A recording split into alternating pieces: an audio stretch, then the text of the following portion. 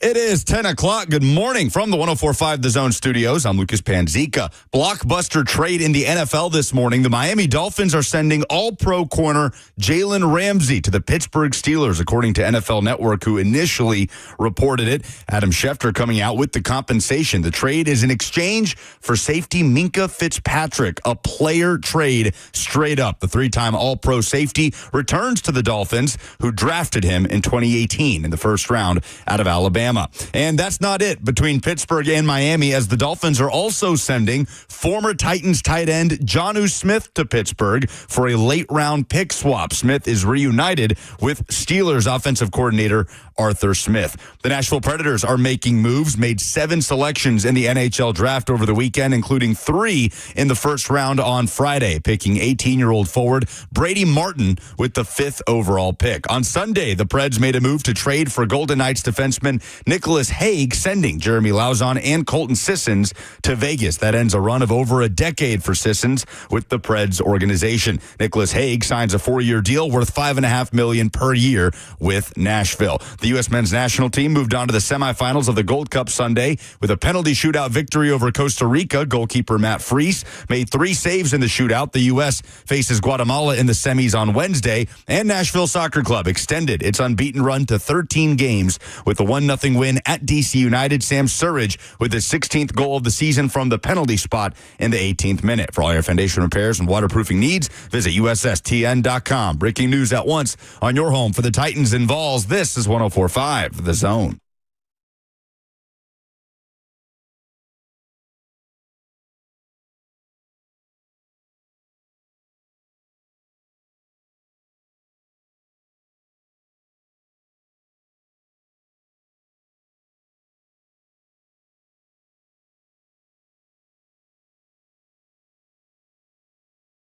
All right, things are moving fast already this morning. Happy Monday. I hope you had a phenomenal weekend. So much for a slow July 4th news cycle. We've got trades, plural, in the NFL. We've got the NHL draft with the Nashville Predators to talk about. We've got an absolute wagon of a soccer team rolling to, what is it now? You said 13? 12 13 or 13? unbeaten. 13 unbeaten 3 results. straight road wins. Vibes are high. Nashville SC, U.S. men's national team got a win last night. My head is spinning. Isn't July supposed to be a slow sports time? What the hell? I was so prepared to mail it in this week. We all had an agreement. I talked to Robert about this yesterday. I said, let's get as many guests as humanly possible. Let's July 4th the holy hell out of this week of the show. And instead, the NFL is going to make us work for it.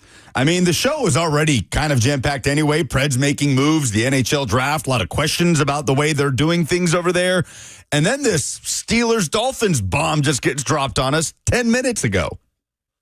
Well, and the way that it's being reported is kind of nuts. So I'm sure most of you, if you were hanging out with Ramon and Will this morning, you heard the news of the Jalen Ramsey trade. So the initial tweet about a half hour ago from multiple NFL insiders, the Dolphins are trading star cornerback Jalen Ramsey to the Steelers per multiple sources. That's Pelissero, that's Adam Schefter, that's Ian Rappaport, that's Jordan Schultz. And Rhett Bryan came into the studio with us for a hot second and was like, yeah, I'd be interested to see the compensation. I said, yeah, that would be interesting to see, because I don't think Pittsburgh is exactly cash flush. And last I checked Jalen Ramsey, he's making ballpark $26 million. So how the hell is Pittsburgh going to afford this? And then in like the bury the lead move of all time, it's a trade for Minkah Fitzpatrick to go to the Dolphins. It was so weird. Like all the initial reporting, Schefter, NFL Network with Rap Sheet and Pelissero coming out saying Jalen Ramsey is headed to Pittsburgh. And we'll tell you compensation later, but he is headed to Pittsburgh in exchange for Minkah Fitzpatrick. Wait, what? Excuse me? Hold on, what was that? It feels like a big deal. Come again?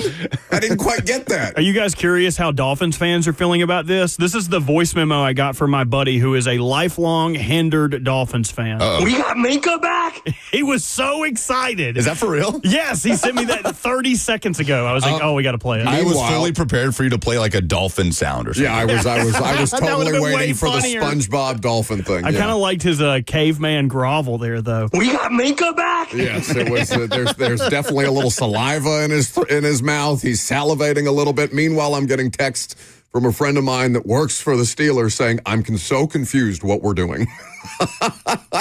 So these things are all over the place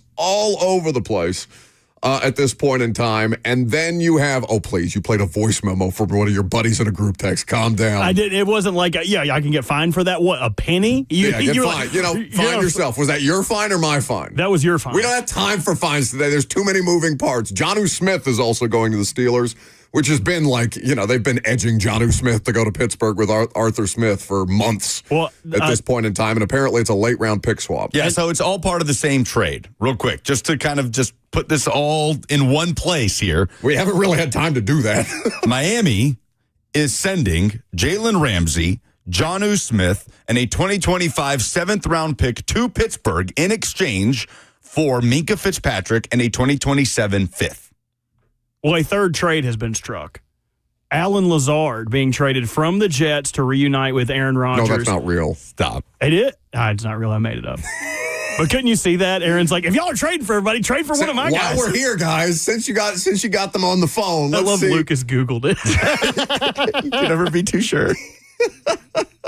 Just making sure he's still a Jet. So we have a lot of things to get to throughout the course of the morning, but this is the most un-Pittsburgh Steelers offseason of my lifetime. And Bert was making jokes before we came in here in the production studio about the idea of him acquiring Jair Alexander with the Ravens, so the Pittsburgh Steelers feel the need to match. But that was before the Minkah Fitzpatrick deal, and you were kind of mocking the Steelers initially, saying, who are you chasing? Now I don't know what the hell they're doing. All of this makes me feel like this Mike Tomlin thing in Pittsburgh is coming to an end after this year. Like Aaron Rodgers being on a one-year deal and the rest of the future being uncertain. The amount of noise around Mike Tomlin being loud as it's ever been. And I don't know how he feels about the situation. God knows the Steelers are not knee-jerk reaction ownership type of situation. You couldn't find a more opposite. I mean, between them and the Jags, ironically enough, even though Shad Khan's not good at hiring people, very, very patient ownership groups, no matter whether that's a good or a bad thing. But all of this offseason, why are they going all in right now? Is it just because Aaron Rodgers is their last gasp in this perpetual window that they've had open? I can't make heads or tails of it, but I just know that it is going to be a fascinating story to watch for all of these things throughout the course of the regular season. It's honestly a shame the Titans don't play the Pittsburgh Steelers this year. Well, of course that's why. Like, if you're Aaron Rodgers and you're playing one final year in your career, and if you're the Pittsburgh Steelers bringing in Aaron Rodgers for one last ride, what are you doing it for? You're not doing it to cruise to another 10-win season so you can say you kept your streak going of no losing seasons and get to the playoffs to get bounced in the wild card. Whether you think it's feasible or not, you're doing it to win a Super Bowl. Like, that's why Aaron Rodgers is in Pittsburgh. That's why Pittsburgh has brought in Aaron Rodgers to push for a Super Bowl. So this is what all in looks like for the Pittsburgh Steelers. And by the way, on top of that, Jonnu Smith gets a 1-year, $12 million extension as he joins up in Pittsburgh, reunites with Arthur Smith. This is such a crappy version of all in, though. Jalen Ramsey?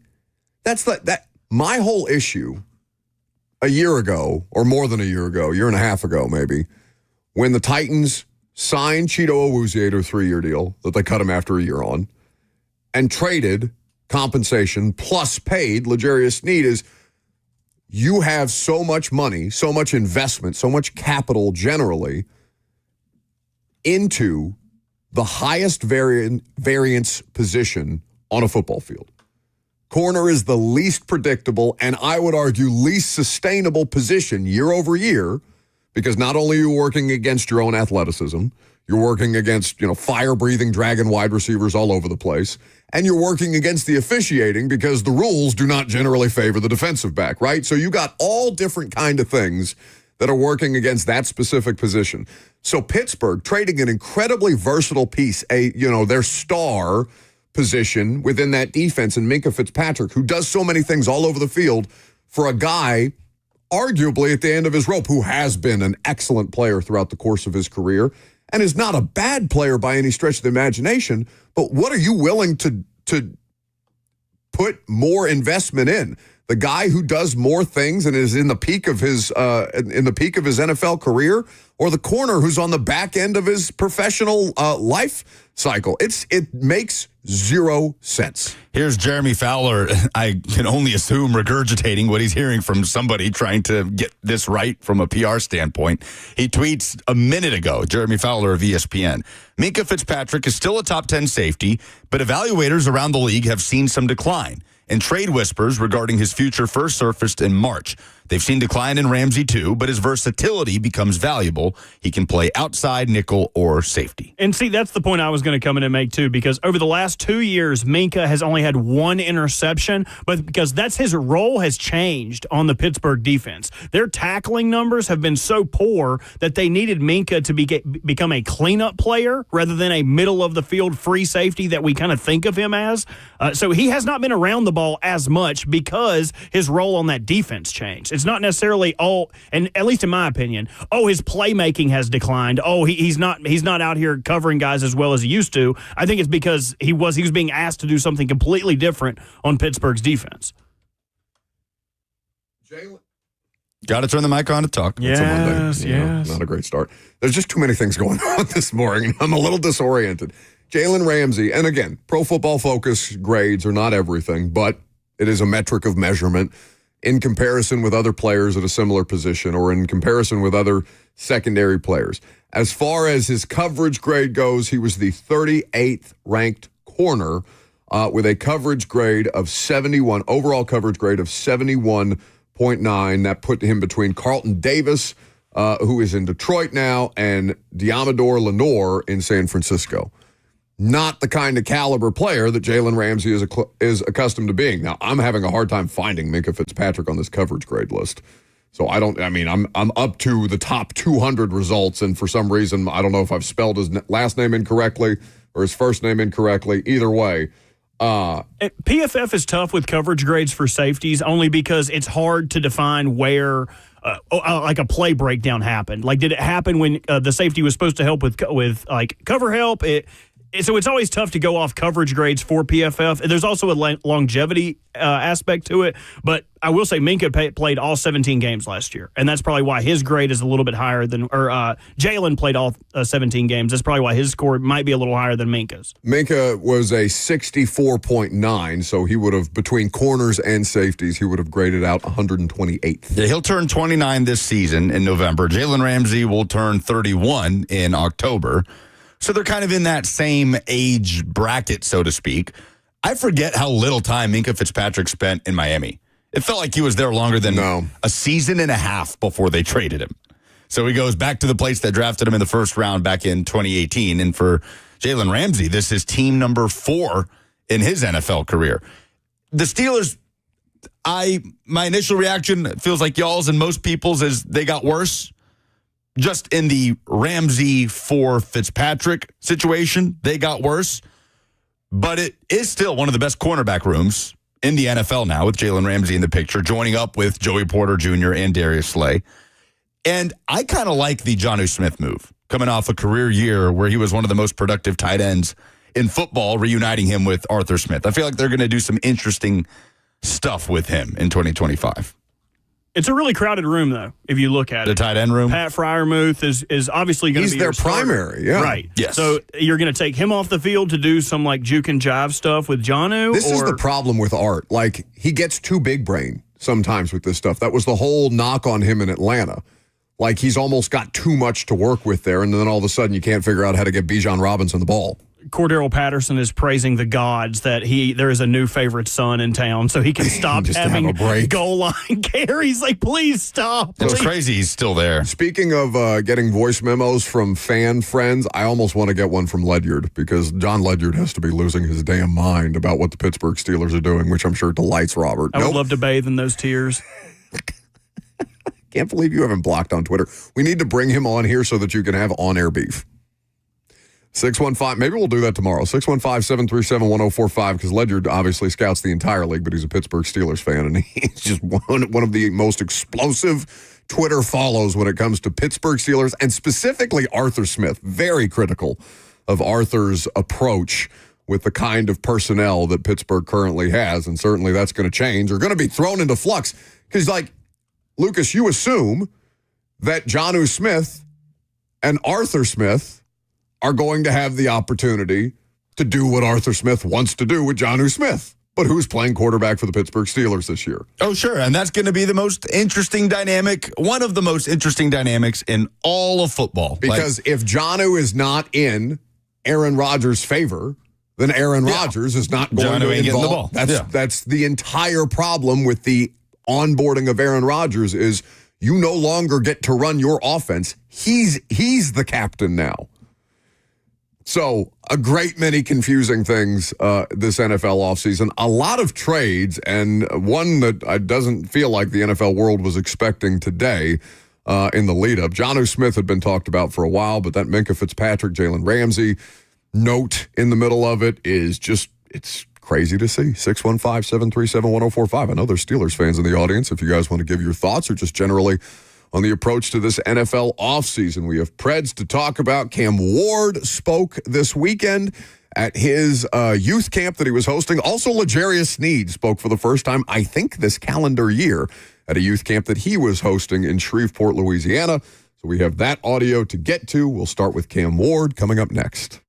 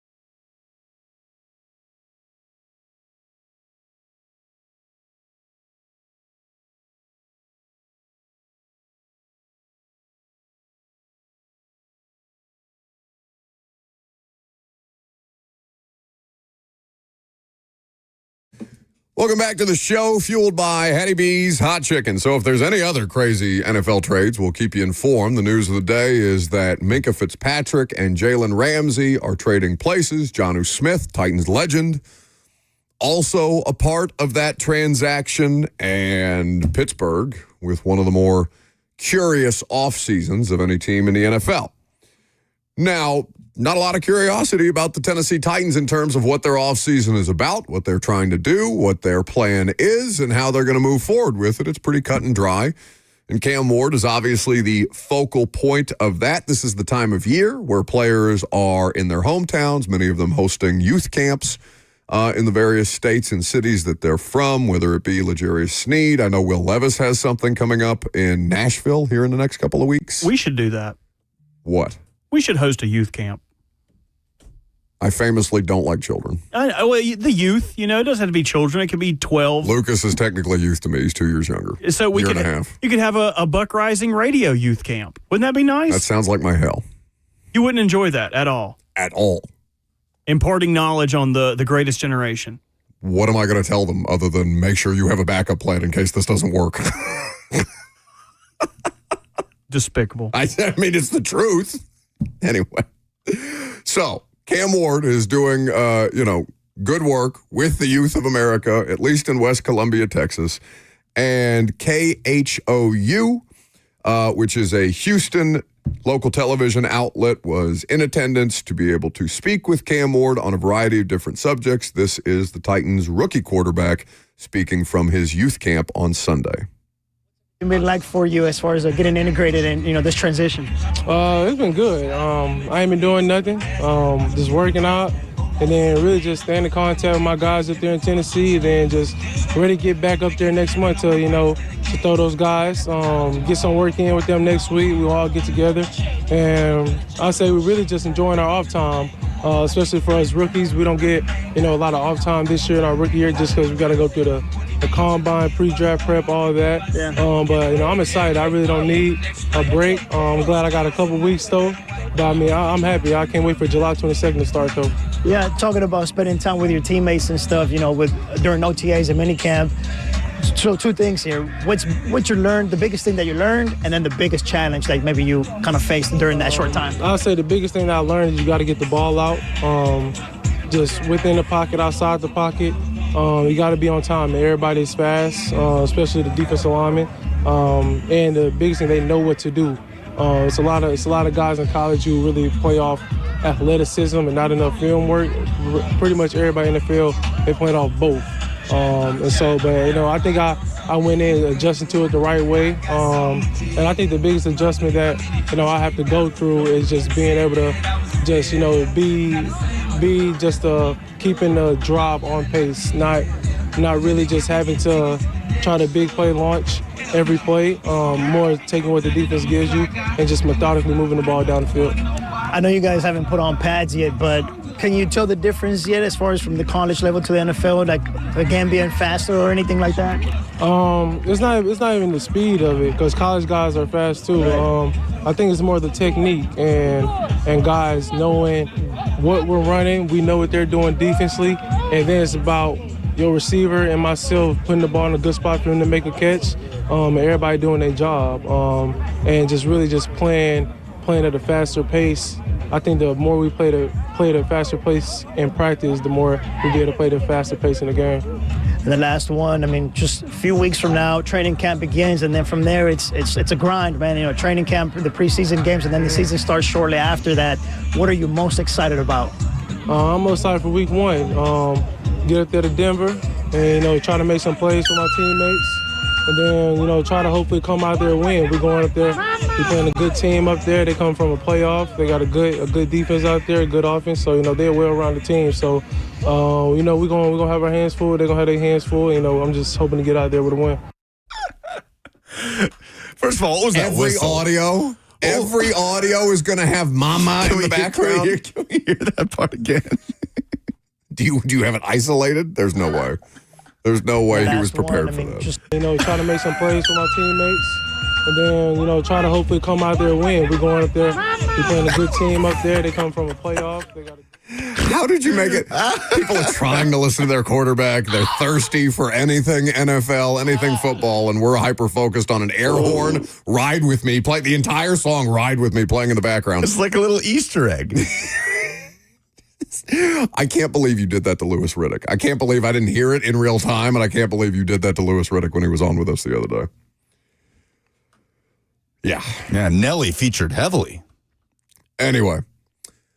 So that's Cam Ward speaking at his camp in West Columbia, Texas, his hometown, where he is working to inspire the youth and also prepare for his upcoming training camp, which is less than a month away. We are one day from training camp month, football fully back and better than ever, and we're looking forward to being out there. I know Titans fans are excited to have some open practices to be able to attend.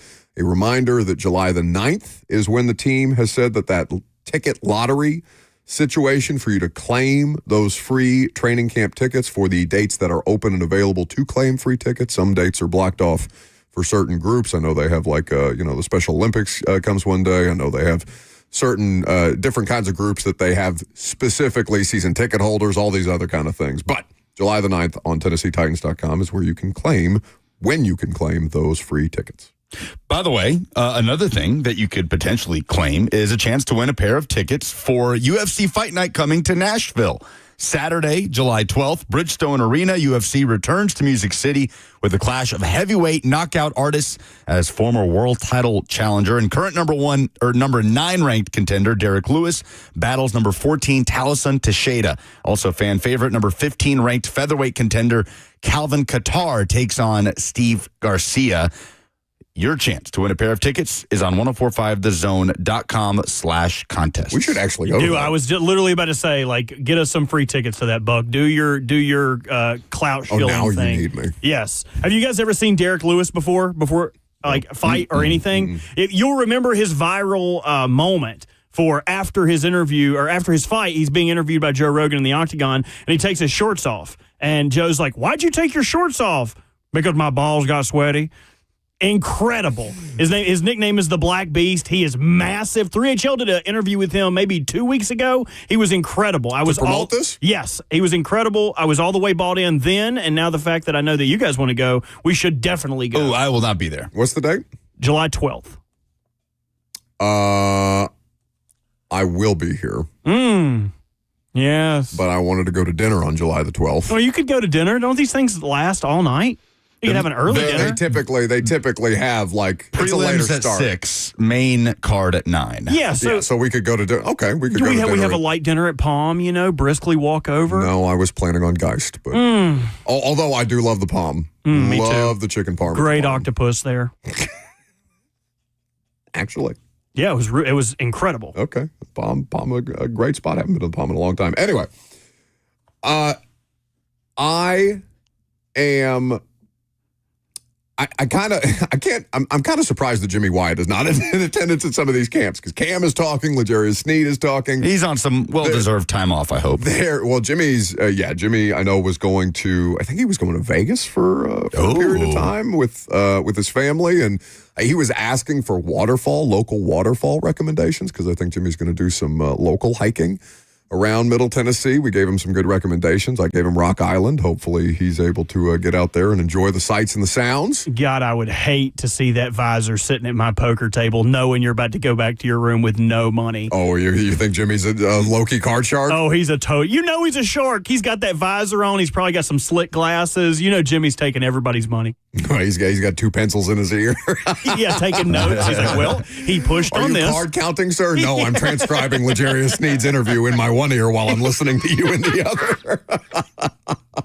other. So we'll get to Sneed here in just a second. That's probably the bigger headline today, though I know Titans fans always relish the opportunity to hear from Cam Ward. Now, speaking of the Titans, before we get back into the news of the day, which is the Minkah Fitzpatrick, Jalen Ramsey, Jonnu Smith trade. I guess you have to include all 3 of those players at this point between Pittsburgh and the Dolphins.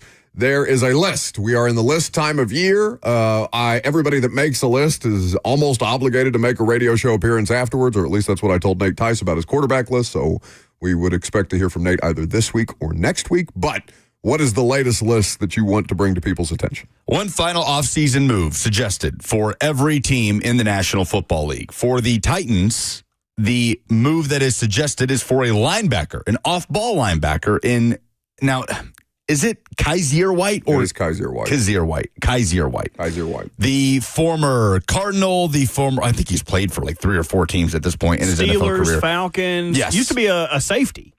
Most recently in Arizona Cardinal. But that is the move proposed by Aaron Schatz of ESPN, who put together this article. He writes, the Titans don't really have a lot of inside linebackers on the roster that they can trust.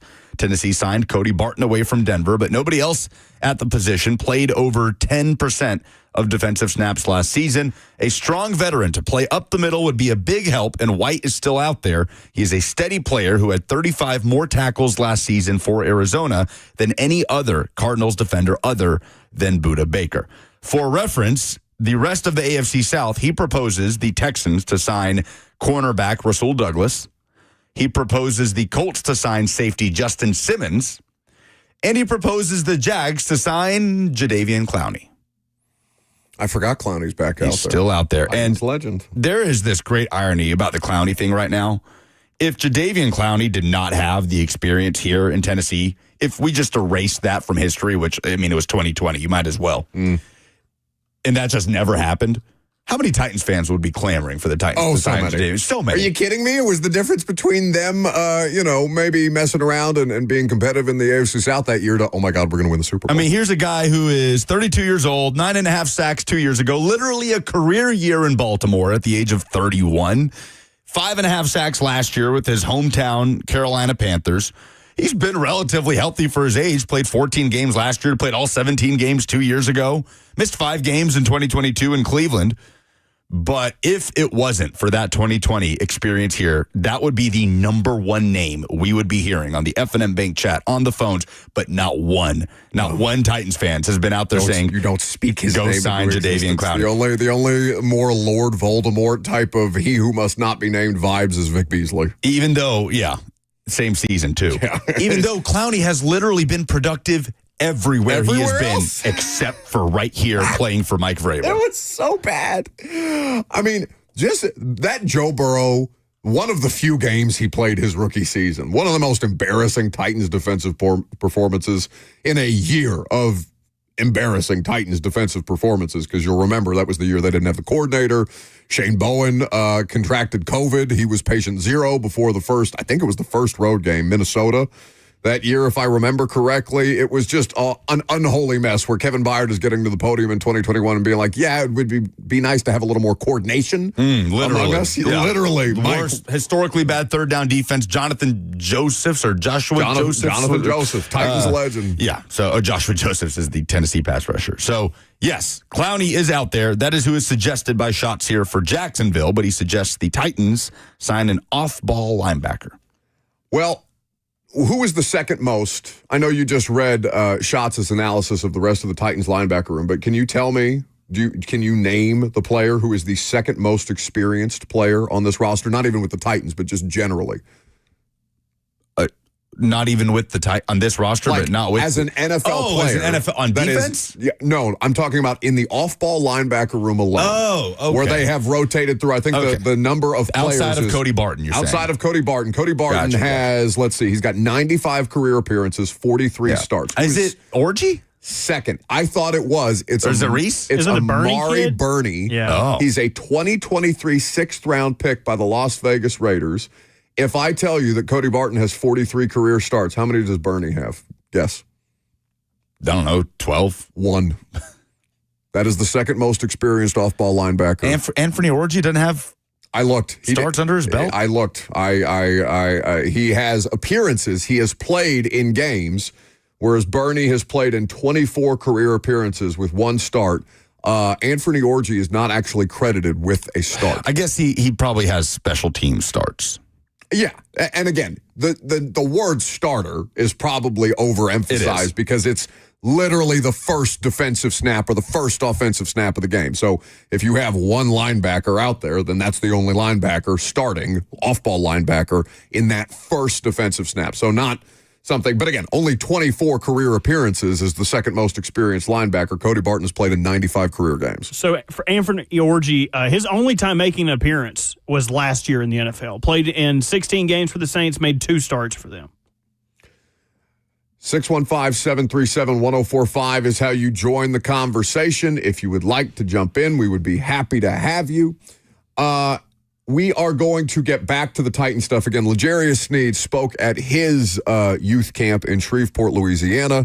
That's the biggest Titans headline today. But the biggest local headline, well, there's 2. I don't know. Do we want to devote a whole segment to the Nashville not getting a WNBA team? No. There's too much other stuff going on, man. We're not that dry. Nashville, we knew that they weren't getting it. No, I know, but I can continue to be pissed about it given the 3 cities that were selected. They announced the 3 franchises, but we already knew that Nashville was not going to be a part of that next cycle. And they've got to gear up, I think for 2029 would be the next push to get the Tennessee Summit going in the WNBA. Cleveland, Philadelphia, and Detroit are the WNBA's next announced 3 franchises. Each team reportedly paid a record high $250 million expansion fee to join the league, up substantially from when Golden State, I believe they're the Valkyries, joined in 2023. So Nashville not getting a WNBA team, I think it's an egregious error, especially given the cities that were picked over They'll Nashville. still have an opportunity. I mean, these are all major cities, too. I mean... Oh, sure. No, and they are, what's the difference between Cleveland, Philly, Detroit, and Nashville? Those 3 have an NBA team that already plays in their city. They have an arena that's specifically designed for basketball. Here it would be the idea of, I mean, you're probably splitting dates with what? The Preds and the concerts at Bridgestone? Yeah. There's probably even a conversation about whether you can fill Bridgestone the way that some of these venues, some of these teams will play in one venue when it's just... the Connecticut Sun versus the New York Liberty. But when Caitlin Clark comes to town, they move to bigger venues because she is the biggest draw in the WNBA. So I think it's an egregious error. But, like Lucas said, there will be another opportunity for Nashville to secure a WNBA franchise, the Tennessee Summit. It just makes too much sense for the place where the Women's Basketball Hall of Fame, the state that the Women's Basketball Hall of Fame resides in, to have a WNBA franchise. But that's enough time for now. The biggest local headline, though, is Nashville SC. They are an absolute wagon. They've continued to keep it rolling. They have a huge home game coming up this weekend. We'll do that and your phone calls on the latest NFL trades coming up next.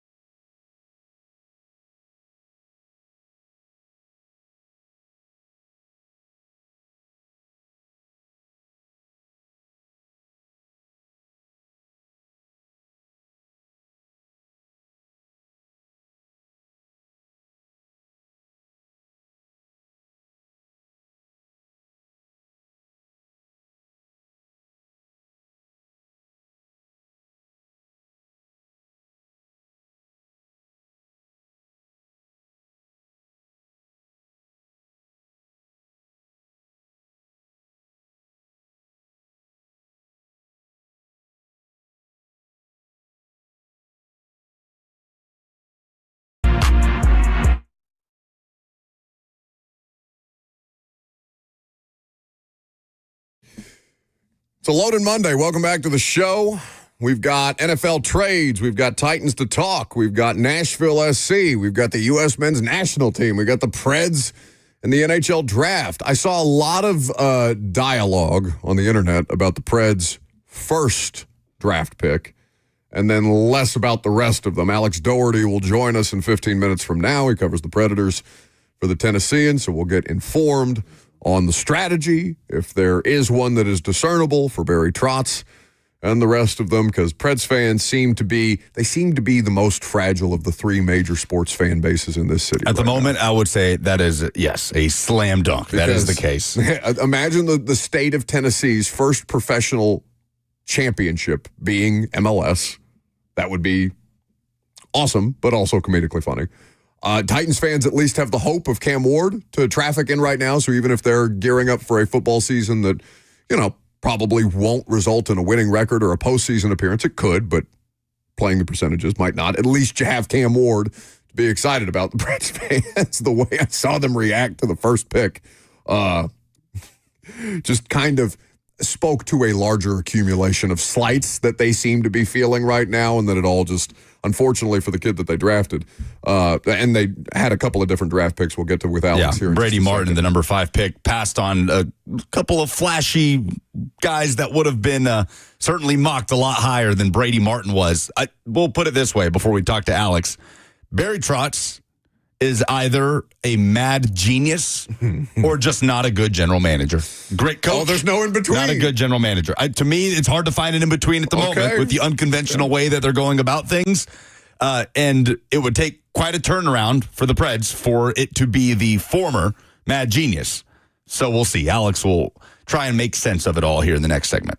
615-737-1045 is the number. Before we talk about the soccer club that is winning everything, or at least not losing anything, let's get to Kenneth.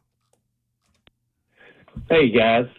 You were asking what Steelers fans think about this trade. Mm-hmm. Now, I'm a big Steelers fan. I love Minka Fitzpatrick, but we haven't really heard his name that much in the last 2 years, like when he first burst on the scene. So I'm not too upset with it. So, I think it's something that just might work.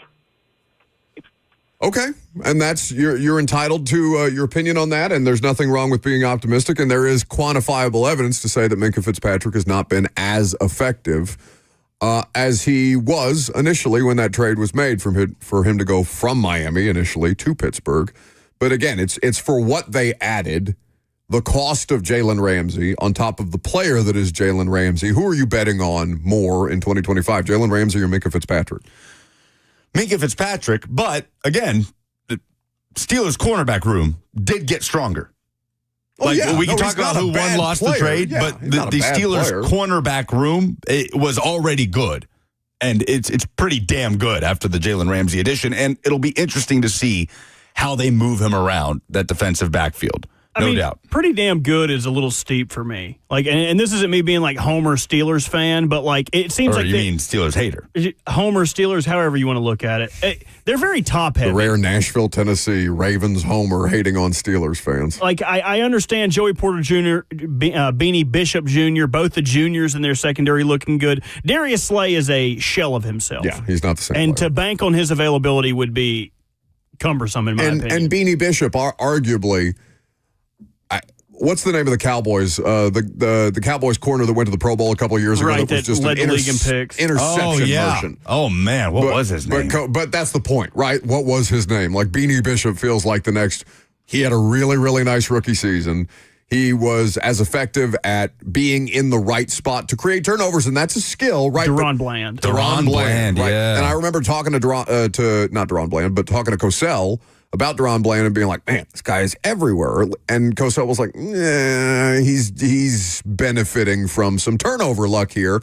There is not a harder thing to sustain year over year than turnovers. The crazy thing about him was he had 9 interceptions, which is a great mark. Bishop or Bland? No, Bland. but 5 of them were pick sixes. Yeah, that was the insane thing about that made it every crazy. time he picked it off, he had a clear path to the end zone. He played half the season last year for the Cowboys. The tough thing for me on Beanie is just like what you were noting. Like he's in a good position. He's not forcing these turnovers. I think of the interceptions, half of them were tipped balls. So like I equate him in catching that interception, but I don't equate him in forcing that interception. Yeah, making a play on the ball, just ripping it away from a wide receiver in a contested catch situation. That's the kind of thing. So again, Lucas, I don't disagree that it's a good secondary, but I don't think it's an excellent secondary, and I don't think Jalen Ramsey's addition makes it excellent. In fact, he is a bigger question mark right now than he is an answer to what may be plaguing the Steelers. That's what makes this offseason for them so confusing. What is not confusing is Nashville SC. Nashville SC is excellent. They beat DC United over the weekend. It was a 1-0 result. You got Sam Surridge, his league-leading 16th goal of the season for Nashville as they go on the road and get it done. 11-4-5, 38 points, surpassing its point total from last year's letdown of a season where they missed the playoffs for the first time as an MLS franchise. Nashville SC, Lucas, you were not on the call for this one, but I know you were obviously paying close attention to the result. What can you tell us as far as soccer expertise? Why is this team excellent?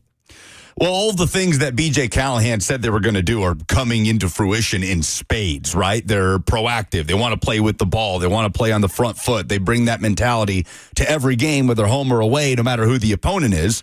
And they just generate goal-scoring chances as well as, if not better, than any team in Major League Soccer.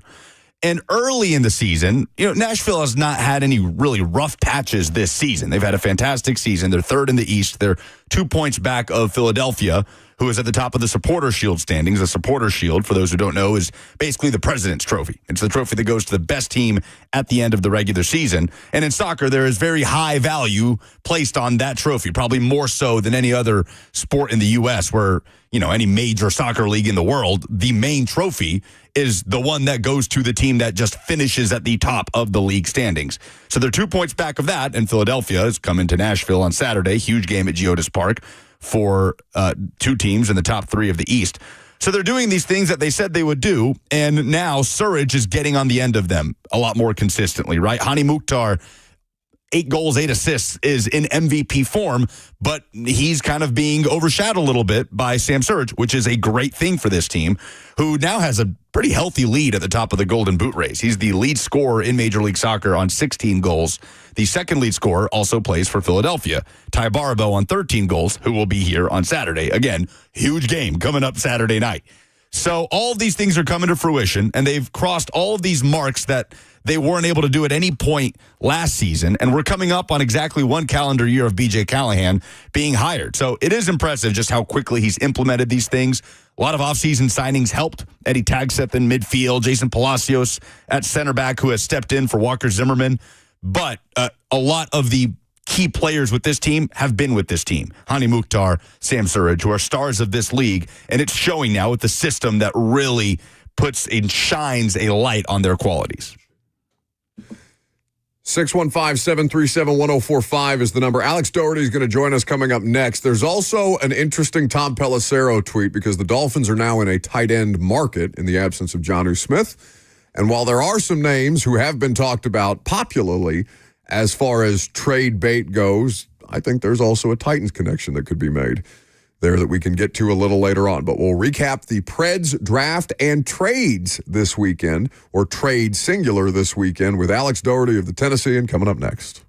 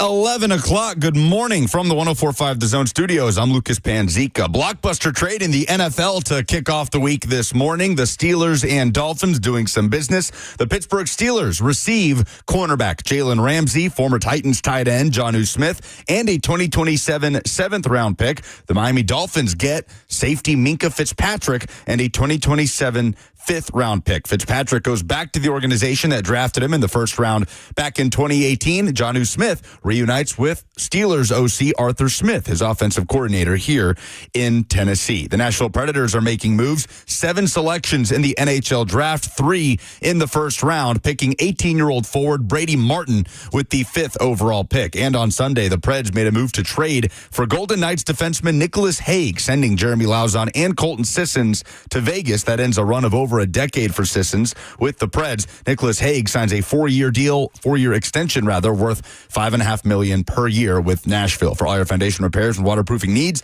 visit USSTN.com. Breaking news at once on your home for the Titans and Vols. This is 104.5 The Zone.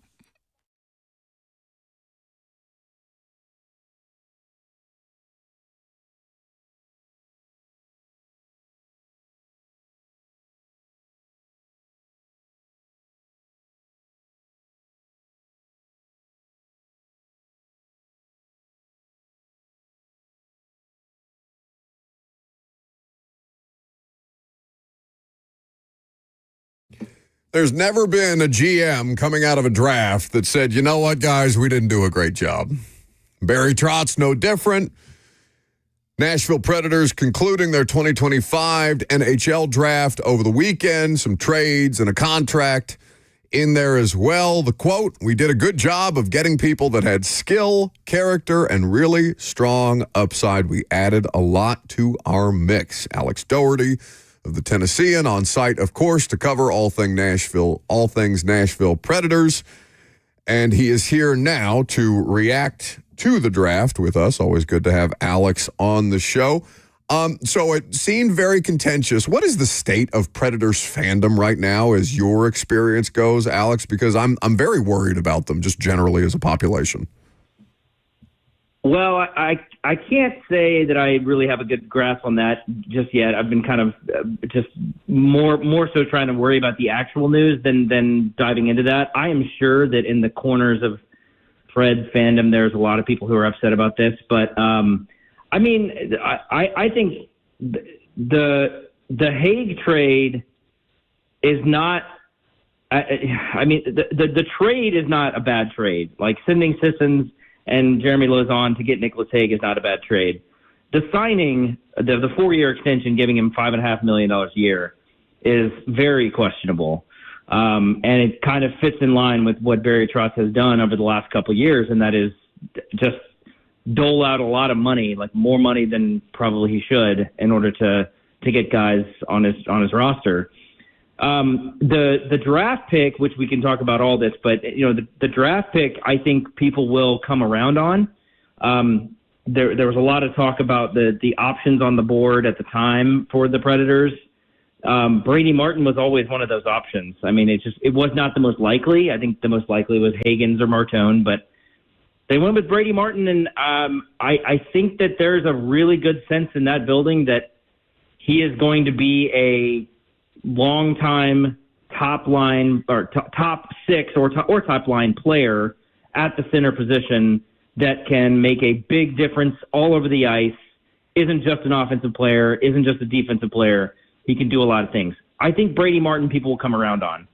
But the Hague signing really doesn't make a lot of sense considering all the other things. And there's a lot of detail there we can get into. But Hague on the team is a addition that does not make a lot of sense to me. And even go back to the Eric Holla trade where they acquired Eric Holla. That didn't make a lot of sense to me either. So there's just things that Barry Trotz does that he has a vision, but we're not exactly sure that vision is going to work out. Alex Doherty of the Tennessean. He covers the Nashville Predators. He's here with us now on 104.5 The Zone. You can read him at Tennessean.com. So I like the way that you put it in one of the pieces that you wrote over the weekend about Brady Martin, specifically that he's, regardless of whether Preds fans come around on him or not, there will always be a level of comparison from from hockey people generally, not just the fan base, between him, Brady Martin, and James Higgins, who went to the Boston Bruins, and Porter Martone of the Philadelphia Flyers. And that's something that all sports fans can relate to. It's just a difficult position for any young player to come into a situation having to deal with comparisons right out of the gate because of where you were drafted and where people thought you should have been drafted. Exactly. That is going to be for the entire career. We'll compare that. We'll compare how he does to James Higgins and Porter Martone. But I think it's important to know this about Brady Martin, that he was not. I mean, there were people that mocked him to the Utah Mammoth at 4. I mean, he was not a guy it was not a reach in a sense. It really is only about like who else was on the board. That's what we're looking at. I mean, this whole group of players from 3 to 8, including Jacob Donoye, Brady Martin, Porter Martone, James Higgins, Jake O'Brien, those guys right there, are all like you could do this all over again and see a totally different order with all 5 of those guys. So it wasn't a reach. It's again, like you said, it's going to compare on how those other guys do. Here's something that I think will kind of give you an idea of Porter Martone, who was supposed to be like the goal scoring winger, the top goal scoring winger in this draft. A lot of comparables to guys like Philip Forsberg. He scored 37 goals last year in the OHL. Brady Martin scored 33. I mean, just a few less goals in the same league in the same amount of games. I think that says a lot. Brady Martin is a goal scorer. Is he going to be the next level 40-goal, 50-goal scorer in the NHL? Probably not. But I think he probably tracks to be more like a prime Ryan O'Reilly. He's going to be of that same mold. He's not going to give up on any single play. He delivers bone-crushing hits, as one scout said. In fact, there was a scout that said not only is he the best hitter in the OHL right now, he would be one of the best hitters in the NHL right now as a 17, 18-year-old. So this guy is not a reach at 5. He just is a different skater, a different player than I think people were expecting. Would I have made the pick? No, I would have gone with James Higgins. I think his top-end offensive upside is way higher. I think he has more speed. Brady Martin is not a speedster, but he will win over fans. And honestly, he might have a faster route to the NHL now that they've traded Colton Sissons. He could easily compete for a job in training camp and play as an 18-year-old. Not great odds, but that could happen. Alex, just how overdue are the Preds to get an impact out of their first-round pick? I was looking at it today, just going back over the years to the sort of flashes that, Zachary Leroux, we kind of got to see him for the first time last year, but going back to Tomasino and Tolvanen with little glimmers here and there, but really had to go back to 2016 Fabro for the last time the Preds had a first-round pick that became, a reliable player for them. 2014 Kevin Fiala. We're going back about a decade. Like, how overdue are the Predators to finally hit on one of these? Because you can kind of provide that context. Forwards, though, I mean, unless you get a top 5 pick and take a forward in the top 5, the odds of hitting on any of these guys in the first round is just not good. I mean, that's all I can tell you is that it's not good odds. I think though that one thing that they're maybe trying to do more. Now there was a time there where they were really trying to get an offensive player in the first round, late in the first round, like Joakim Kimmel, Eeli Tolvanen, Kevin Fiala, and like they kind of missed because they weren't necessarily developing those guys into everyday players. But Kevin Fiala is a good player. I mean, he obviously has turned into a great career now with LA. I just think that the first round in the NHL is such a different animal than any other league. It's like almost every year you can look at it. Look at the top 8 picks, top 5 to 8 picks. You're going to see NHLers all over the place. And then after about 9 or 10 and on, it's roulette. It's a crapshoot. It does not guarantee anything. That's the only thing I can tell you. I still think the jury's out on Matthew Wood. I think he's going to be good, but not great. Joakim Kimmel has taken a long time, but he's still only 21, I think, or maybe 20. And Igor Surin, the guy that got last year. These are all the players that could still make an impact. So in 10 years, we could be looking at it and saying, wow, that was a generational run of first-round picks with Kimmel and Wood and Surin and Brady Martin. Yeah, but you're right. It has been a long time since they've had any first-round pick nail for this team. And, I mean, I think you'd have to probably go back to, Ryan Ellis is probably the best one. Ryan Ellis, the 2009 first-round pick, he's probably the best one right now. And then Seth Jones, they turned into Ryan Johansson, so that's a little different. But, yeah, the first round is tough. Alex Doherty, the Tennessean, with us. So tomorrow will mark exactly 2 years since Barry Trotz was named as David Poyle's replacement as the Preds GM. Since day one, Alex, he has put so much emphasis in having a star at center that you can't win in this league unless you have that. Here we are 2 years later, and the Preds' most reliable player at that position is 34-year-old Ryan O'Reilly. Like, where do things stand? How do you view that position right now for the Preds and the future of it, given how much importance Barry Trotz has publicly placed on it? Yeah, the center depth was already weak, and then they just traded one of their centers. So sending Colton Sissons away does not help the situation. Colton Sissons is not a difference maker at this point. He's a role player, and he's a bottom-line player. And maybe even more of a wing than a center these days. So they have Ryan O'Reilly, 34-year-old. He's still going to play the most minutes. He's still going to play the toughest assignments. But all of his best hockey is behind him. He got more hockey, but his best hockey is behind him. Fedor Svechkov, Eric Holla, who they just traded for, Michael McCarron. Those are the three names. So those are the guys that are right now the centers on the team. Unless Brady Martin comes into training camp and says, you know what, this is my job and I'm taking it. That is a long shot. It is not something that is guaranteed to happen by any means. It does happen in the NHL. Plenty of 18-year-olds play, especially top 5 picks, play as an 18-year-old. Last year, Macklin Celebrini played as the number 1 overall pick. Zach Benson a few years ago with or 2 years ago with the Buffalo Sabres, he was a 17-year-old actually. So there's a lot of players that there's a lot of things that need to go right for the centers to put the center position to go well for the Predators. But they do not have what it takes to compete right now at center.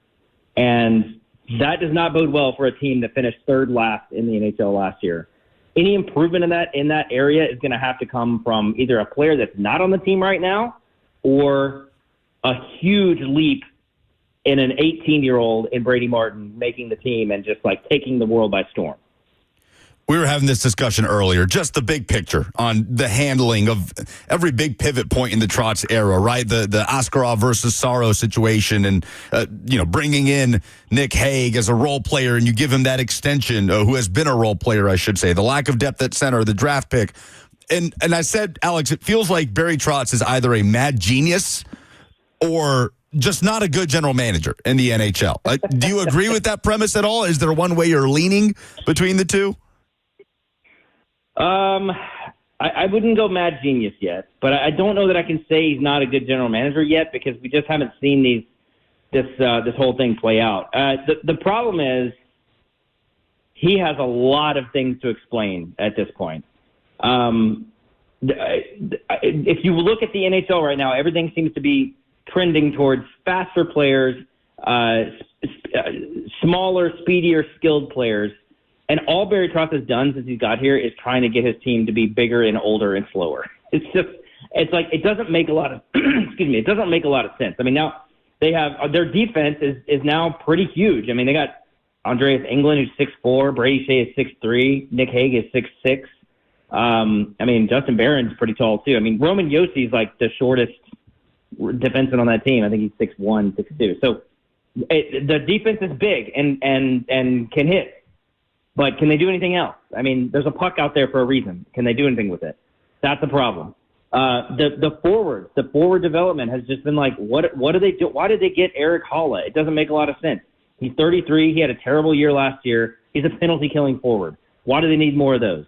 They need more goal scorers. They need players that can make a difference. They need players that can score. And they just don't seem to be emphasizing that. Is he a mad genius? I don't think he's a mad genius. I think he's a coach trying to figure out how to be a GM right now.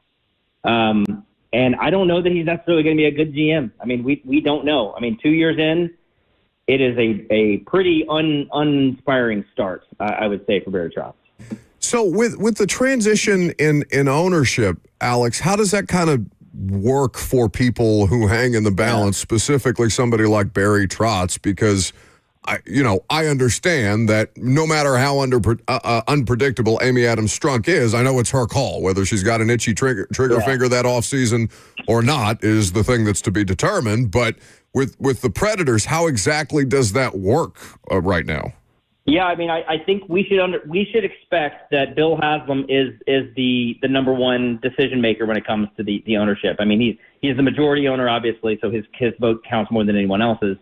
But in my conversations with him and with people around him, he is very much involved. I mean, he attends practices. He goes to games. He's paying attention. He texts with Barry Trotz all the time. He talks to the team. He's involved way more than the previous ownership, which was more of a group ownership anyways. So that's, I think, a good sign for Predators fans. Like, he's not an absentee. He's there. He's present. He's watching. He's paying attention. I also think he really, really likes Barry Trotz, and it's going to take a lot for him to say, you know what, this guy's not the person for the job. I don't think he's going to have a quick hook on a GM. I think he's going to give it time. Part of that could be because Barry Trotz has so much credibility in the organization and in hockey in general. So I guess it's like, you want an active owner. I think you're going to have an active owner. But I think you also have a very loyal owner in the GM. So I don't think it's a matter of he's going to come in and just change a lot of things around. I think he's going to be pretty loyal to Barry Trotz to start out. And then last one for you, Alex, and I do appreciate the time because I know it's been a long weekend for you, and it doesn't stop just because the draft is over. The latest with Roman Josi, obviously the team put out a statement regarding his health, the POTS diagnosis. What can you share, and where do things kind of stand with him right now? Sounds like they are comfortable with his health to get him ready for another training camp. Yeah, I think it's actually not that big of a deal. I mean, it's not something it's treatable. POTS, I don't know a whole lot about it, but what I do know now is that it's treatable. You can take medicine for it. The Predators mentioned this, and I was looking at this recently. Katie Ledecky, the Olympian swimmer, she had or has POTS, and she managed it just fine. So I think it's not as big of a deal. And also part of that diagnosis, they kind of talked about also, he had brain scans. He had a lot of doctors look at his brain specifically to try to see if there's anything else going on, and everything looks clear. Now, the real danger things with concussions, we all know about CTE. That's not something we would ever know until it's too late, right? I mean, that's how that works.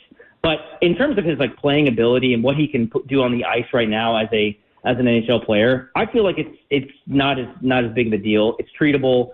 I do think that it was affecting him a lot longer last year than just after the hit in February. So this all came out after the hit in February against Florida, and then he eventually said, I'm having these symptoms. They looked at it, but he had been apparently having those symptoms before that hit. So this was a long time. He might have been dealing with this for a year or more before they finally dealt with it. So that's what we know.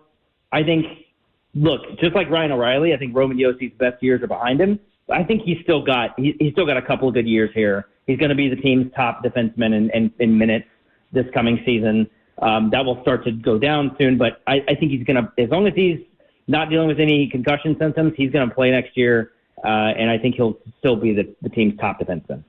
Tennessean.com is where you read him. Alex Doherty, always good to keep us updated with all things Nashville Predators. He did an excellent job over the weekend, as is always the case, but just really great work there, buddy, and great information. Thanks for stopping by.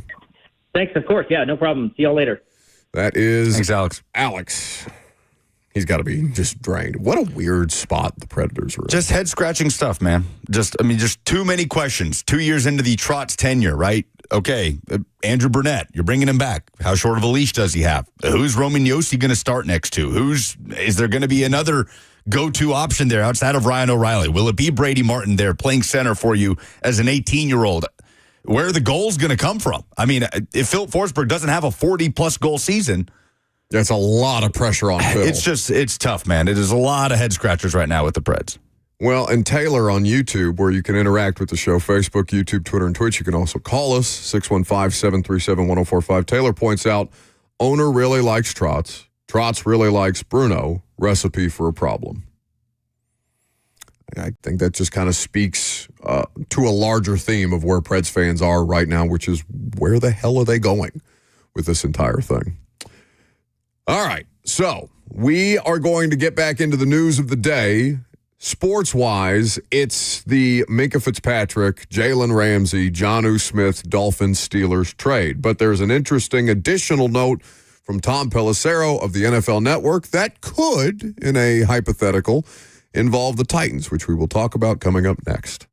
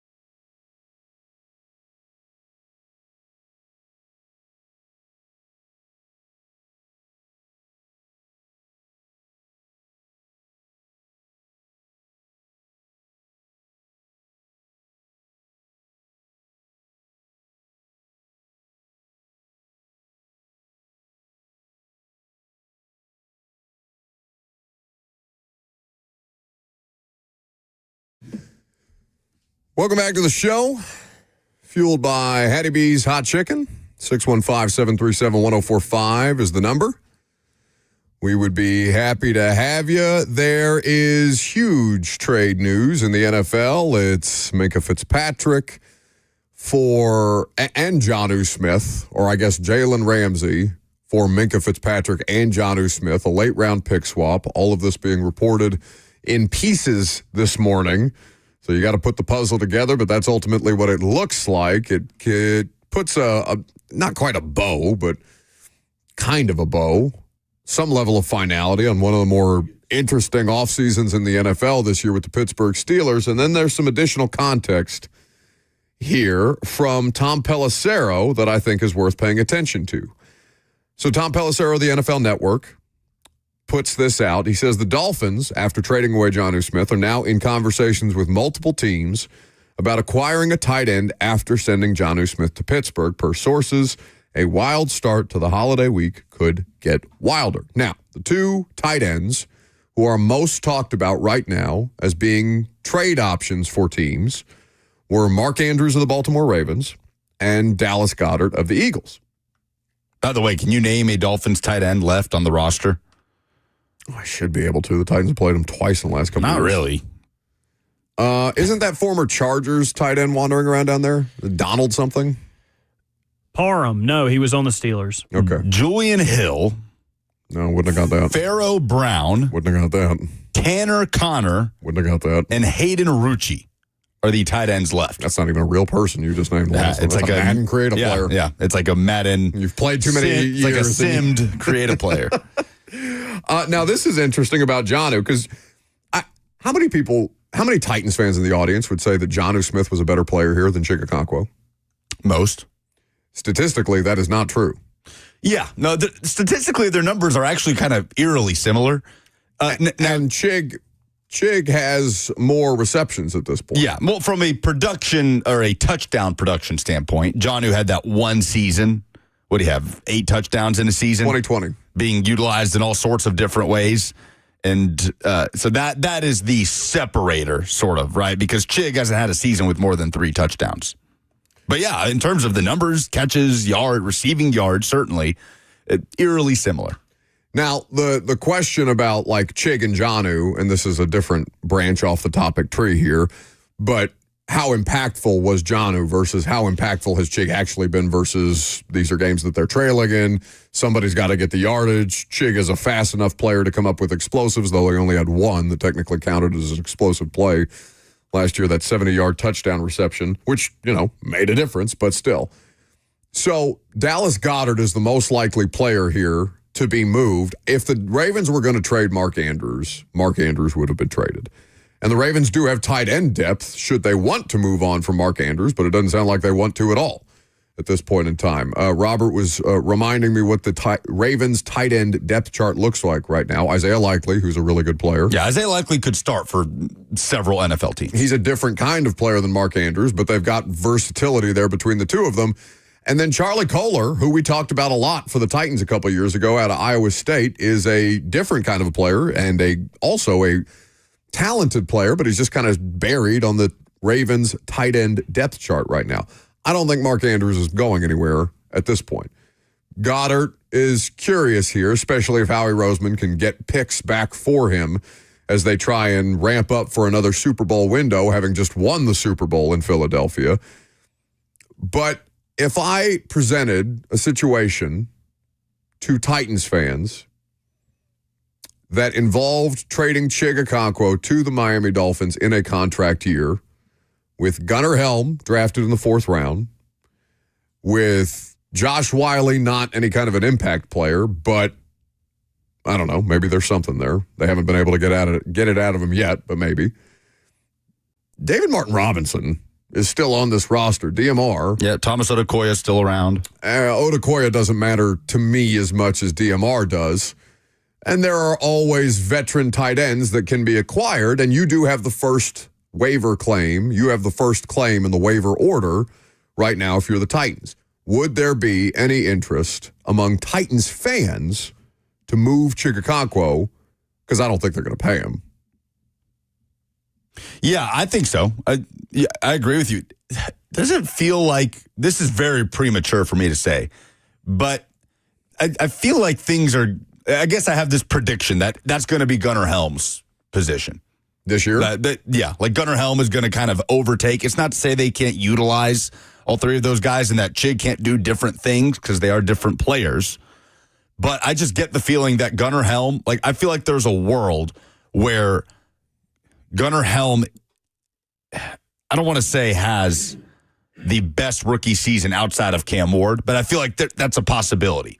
Where Gunnar Helm is one of the most dependable rookies this season on the field for the Titans as a 3-down player at tight end who will have gotten a ton of reps with his rookie quarterback throughout the course of rookie minicamp and OTAs, mandatory minicamp, and training camp. Doesn't it just feel like such a plausible scenario that Helm just rises to the top of that depth chart pretty quickly? If there wasn't the clear and obvious benefit of having back-to-back years in the same system for the guys who have been on the roster, then I might be willing to agree with you. But if we got to the end of if you told me that by season's end, let's say the Titans, mess around, win 6 or 7 games, they don't make the playoffs, and the season comes to an end in the first week of January, and we're sitting there in the first week in January, and you tell me that Gunnar Helm led all tight ends in snaps. Now, that doesn't mean receptions, right?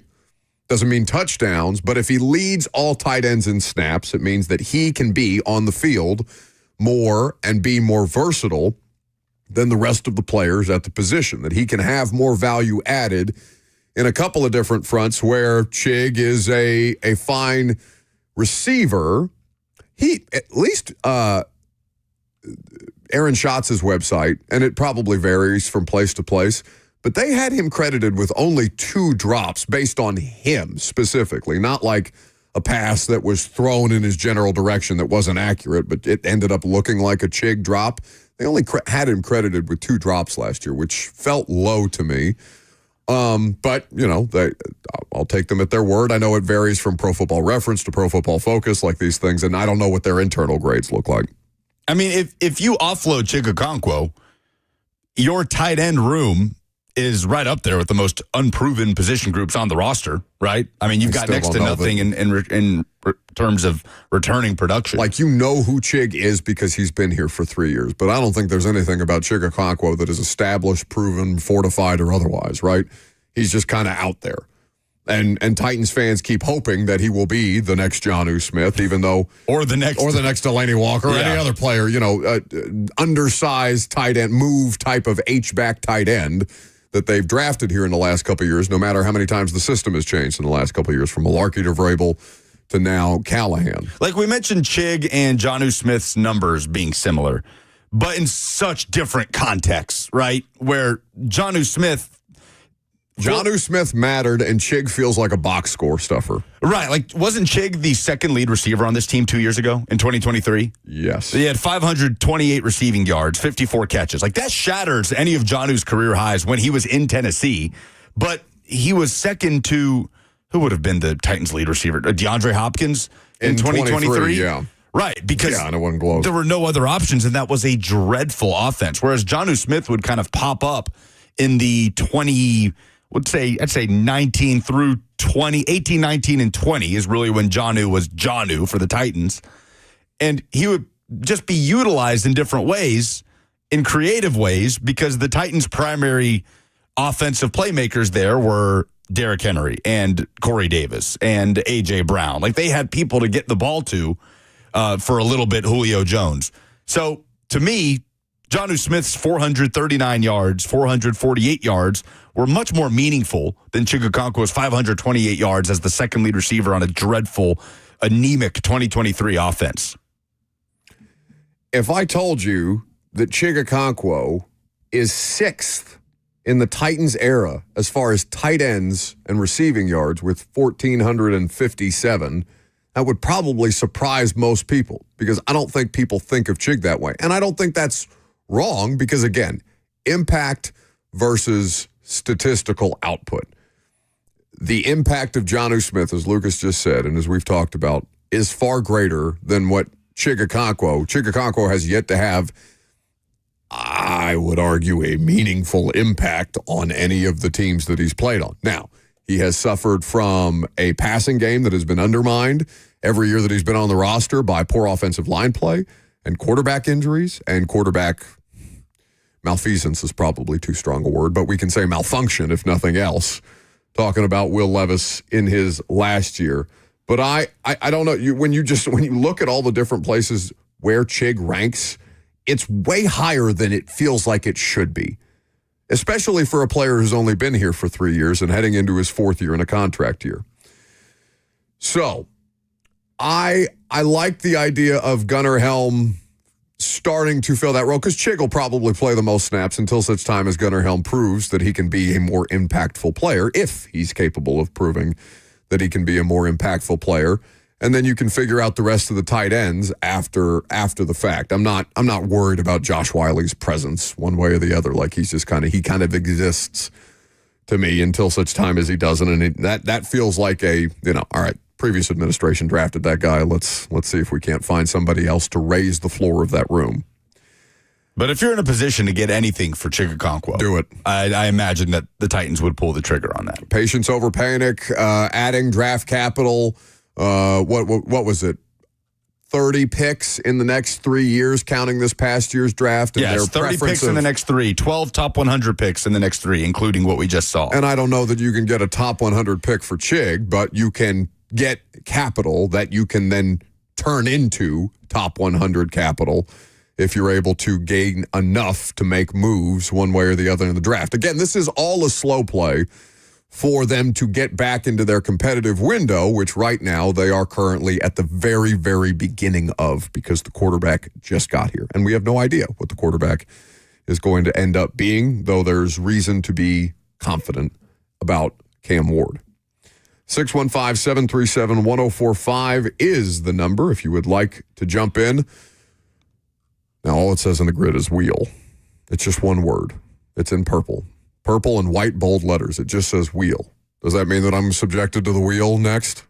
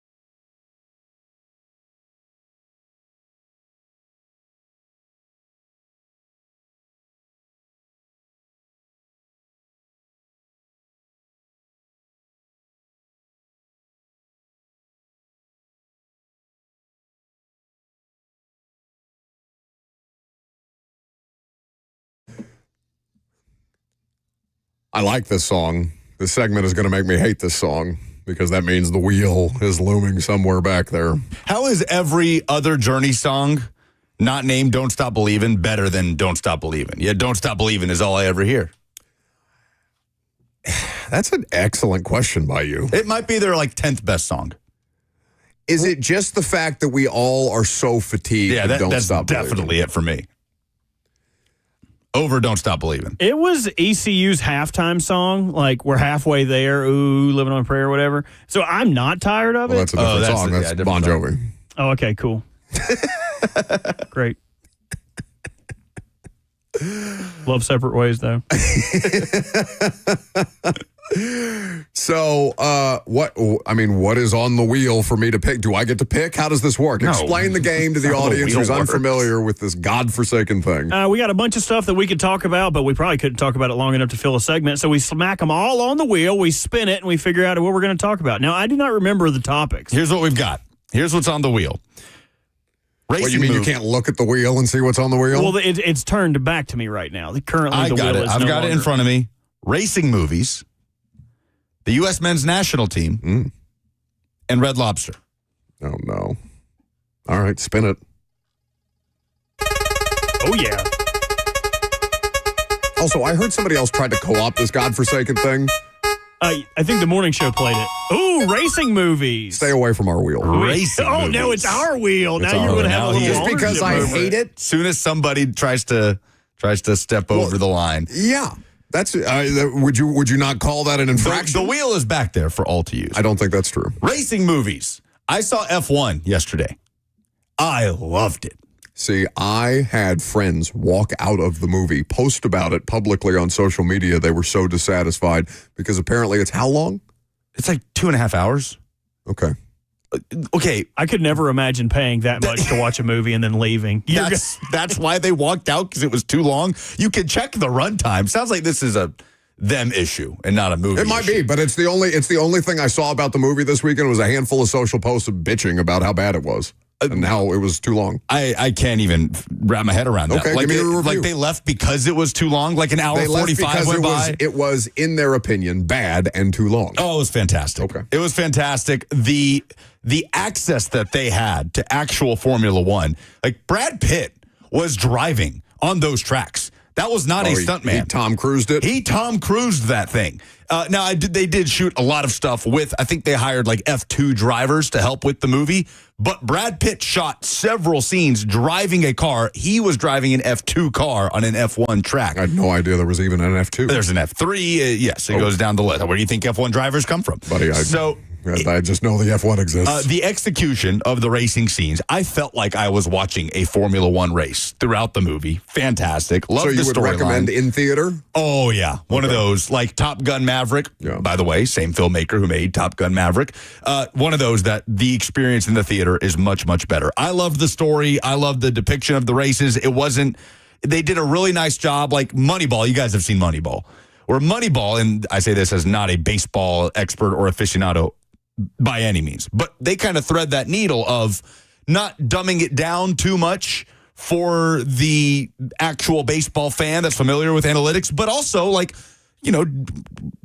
simplifying it for the layman who doesn't know anything about analytics. They did a great job, I thought, with Formula One. Tyler on the F&M Bank chat says the racing scenes were amazing. Story was fun, very Hollywoodish, but still good. I thought it was excellent. I thought the acting was great. The execution of the racing scenes were fantastic. Who's the co-actor? However you The co-star. Co-star. He went co-anchor first. Co-anchor. Well, that's also kind of what I liked about it. Like, it's not littered with a bunch of action stars that everybody knows. Brad Pitt's the only name I recognize. Well, Javier on there.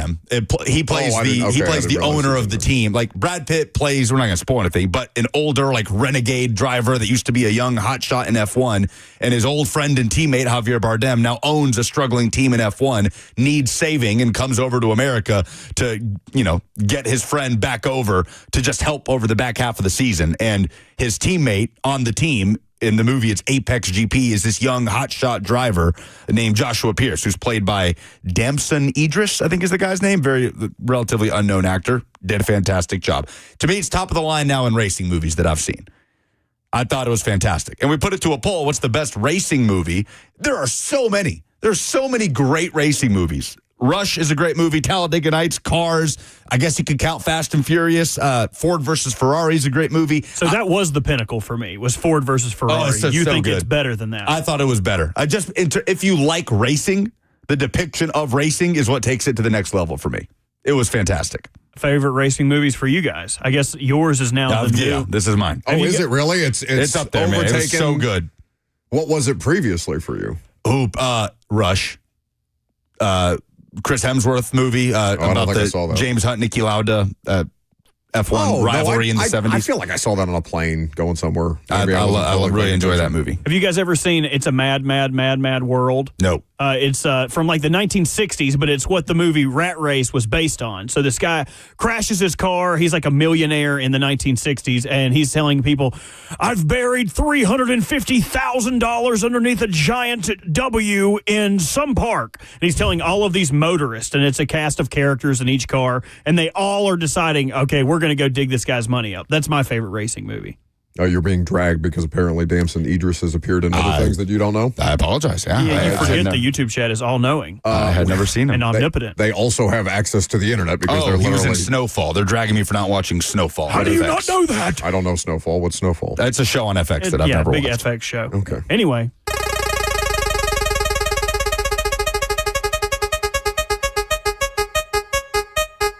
What do we got? It's going to save Red Lobster for last.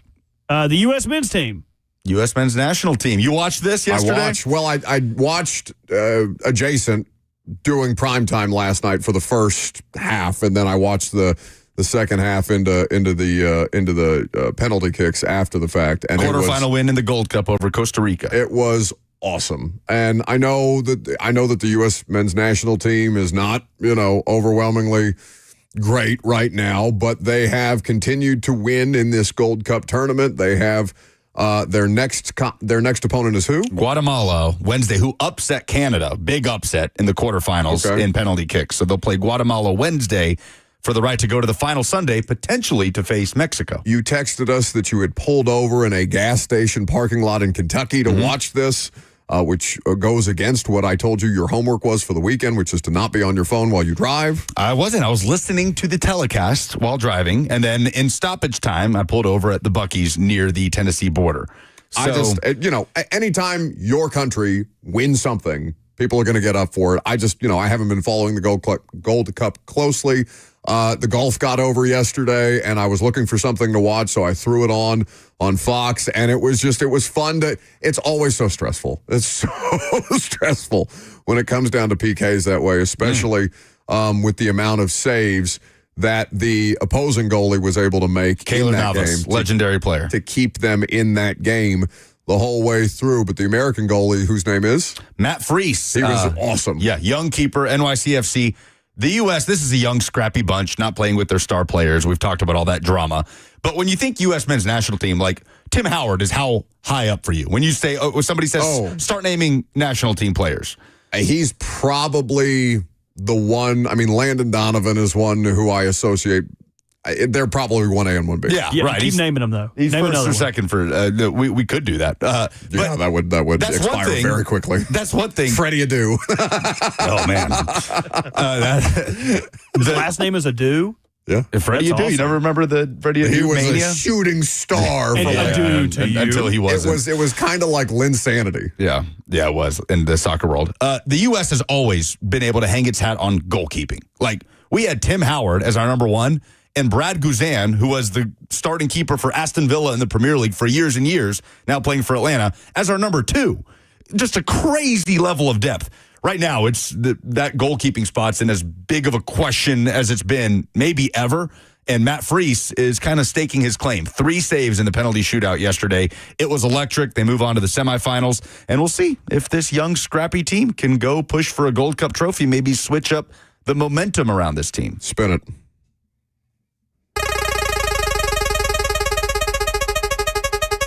Anything but Red Lobster. I don't want to do Red Lobster. It's the only thing. Come on, Red Lobster. Come on. on. Yeah. Red Lobster. It's so gross. Nah, they're back, baby. Out of the hole, the pit of misery that is bankruptcy, and onto your plate with a boil bag. Are you guys familiar with boil bags? I am now. Did you send me this thing, this awful video? I think you sent it in. Did I? You naturally, I think your algorithm is just has a propensity to have the most negative reviews of all time, because anyone who has tried Red Lobster's new bowl in a bag, which I am open to sponsor, by the way, has enjoyed it thoroughly. Robert, it's not about the boil in a bag. It's where this person was doing the review. In their car. It was disgusting. Yeah, that's where, that's kind of like a food reviewer thing. Generally, they are all done in their front seat of their car. It's just another reason that the internet is poisoning us all, but go ahead. Okay, so with a bowl in a bag, now they can get pretty pricey. I don't know if you guys have ever ordered one of these, but they are saying for the bang for your buck, Red Lobster has got it figured out. Again, I would be willing to eat one of these and bring a review to the masses if the Red Lobster overlords would like to bless me with a Bert's Bowl bag. It's two like human-sized lobsters. Yeah, dude, I would. The guy that Sitting I in an watched, office. Larry the lobster from SpongeBob. He just comes out with a giant bag full of lobster and potatoes and corn and crab legs and all other things that go into this bowl. You would have to do it in your Bronco. You have to do it in your car. I would do it in my car, and I would do it shirtless. It's not like it would be any more gross in your car. God, the smell that would leave, though. That's my thing. Like I was left horrified by the idea of that person in his car and the aftermath of it. Even I could sit there and be like, nah, dude, I couldn't do that. Nah, I'd be sitting there, AC on full blast, slurping the butter. And the guy I watched got 3 lobster tails, and just watching him like eat that lobster in his car. Can you? It's in the Twitter group, isn't it? Yeah. Can you play it? He doesn't cuss, because it's not just like the sounds. Oh, I don't want the ASMR of him sucking crap. We're doing this because the FM radio audience will not appreciate how horrified the rest of the world should be listening to this man suck a lobster tail down. Actually, I don't think it is in it? his car. car. I got their family boil for $100. Y'all know what time it is. Oh my God. Don't laugh over it. I got the boil in the Cajun butter sauce. Cajun. He's trying to say Small lobster Cajun. tails in there. Cajun. What? They got a regular size bag for like $40. Got the potatoes and shrimp. Potatoes. I also got the roasted garlic sauce. The shrimp holds flavor. I'm very surprised by the sauce. Red Lobster actually seasoned the boil. I feel like they should have been selling this. Some of that cake. I'm talking about in there. Oh, he got it right that time. Yeah, let's get some bowl in a bags. Come on. Red Lobster sales team downstairs. I need you guys to mobilize. Get us a Red Lobster bowl in a bag. Stat. I feel like Jameson. Give me those pictures of Spider-Man. Yeah, that'll go well. Like that, like the people wandering around the hallways trying to get me to take a picture with the damn Predators mascot on Friday. Unfortunate. Nash really wanted to meet you. I threatened to put a cigarette out on him. That's a lie. 615-737-1045. Bert did ask him to go smoke a cigarette. That is not a lie. 615-737-1045 is the number. If you just played the audio of that man sucking down a lobster tail, people would assume it's pornographic. I'm Buck Rising. It's 1045 The Zone.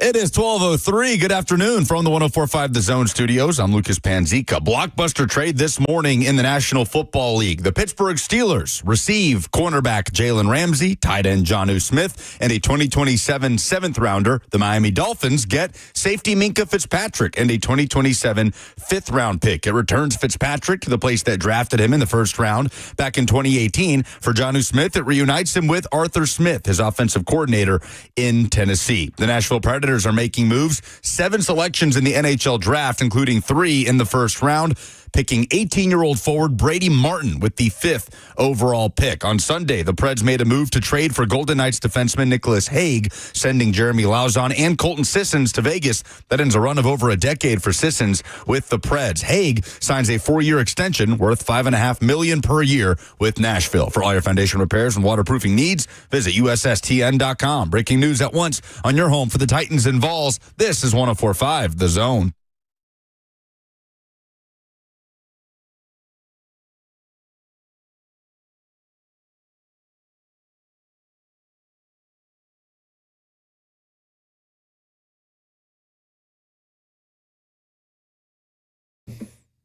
So this time last year, the Titans were in the news for one of the biggest defensive back trades of the offseason. In fact, I would argue the biggest defensive back trade of the offseason, acquiring Legarius Sneed for a 3rd-round pick from the Kansas City Chiefs, turning around and giving him a contract, a 4-year contract worth $17.6 and change million a year. Now, it's the Pittsburgh Steelers. They're in the news. They are the headline grabber. It's not just Aaron Rodgers. It's Jalen Ramsey. It's Jonnu Smith, as Lucas mentioned, Minkah Fitzpatrick. And a pick swap with Miami was the other end of that deal, and it is a deal that is curious on a variety of different fronts. Who's more likely to be coaching with their franchise in 2026, Mike McDaniel or Mike Tomlin? Because I think Mike McDaniel's probably one of these sneaky, I don't even think it's sneaky. I think he's one of these guys that's probably going to get fired. More likely, you have to say Mike Tomlin. Like, you can project all sorts of things, but in terms of what's more likely, I don't know. This year's weird, man. It's already weird. But he's survived weird. He has survived been weird. A constant. So It's one of those believe it when you see it kind of things. I'll believe it when I see it, that the Steelers will have this bottoming out in the Mike Tomlin era. I don't know that they're going to bottom out. Like, they could win 10 games again, and he could just, everybody could decide, all right, it could. It's time. It could. And it honestly wouldn't be a bad reset point when you can kind of start from scratch at the quarterback position. But that's a tough thing to do when you win 10 games. We are also this morning finding out our blind spots as the most Caucasian show on the station, because apparently Snowfall is not in our repertoire, and we are being dragged for it. We are being dragged for it. Yeah, y'all talk about yourselves. I ain't getting dragged. What's in your mouth?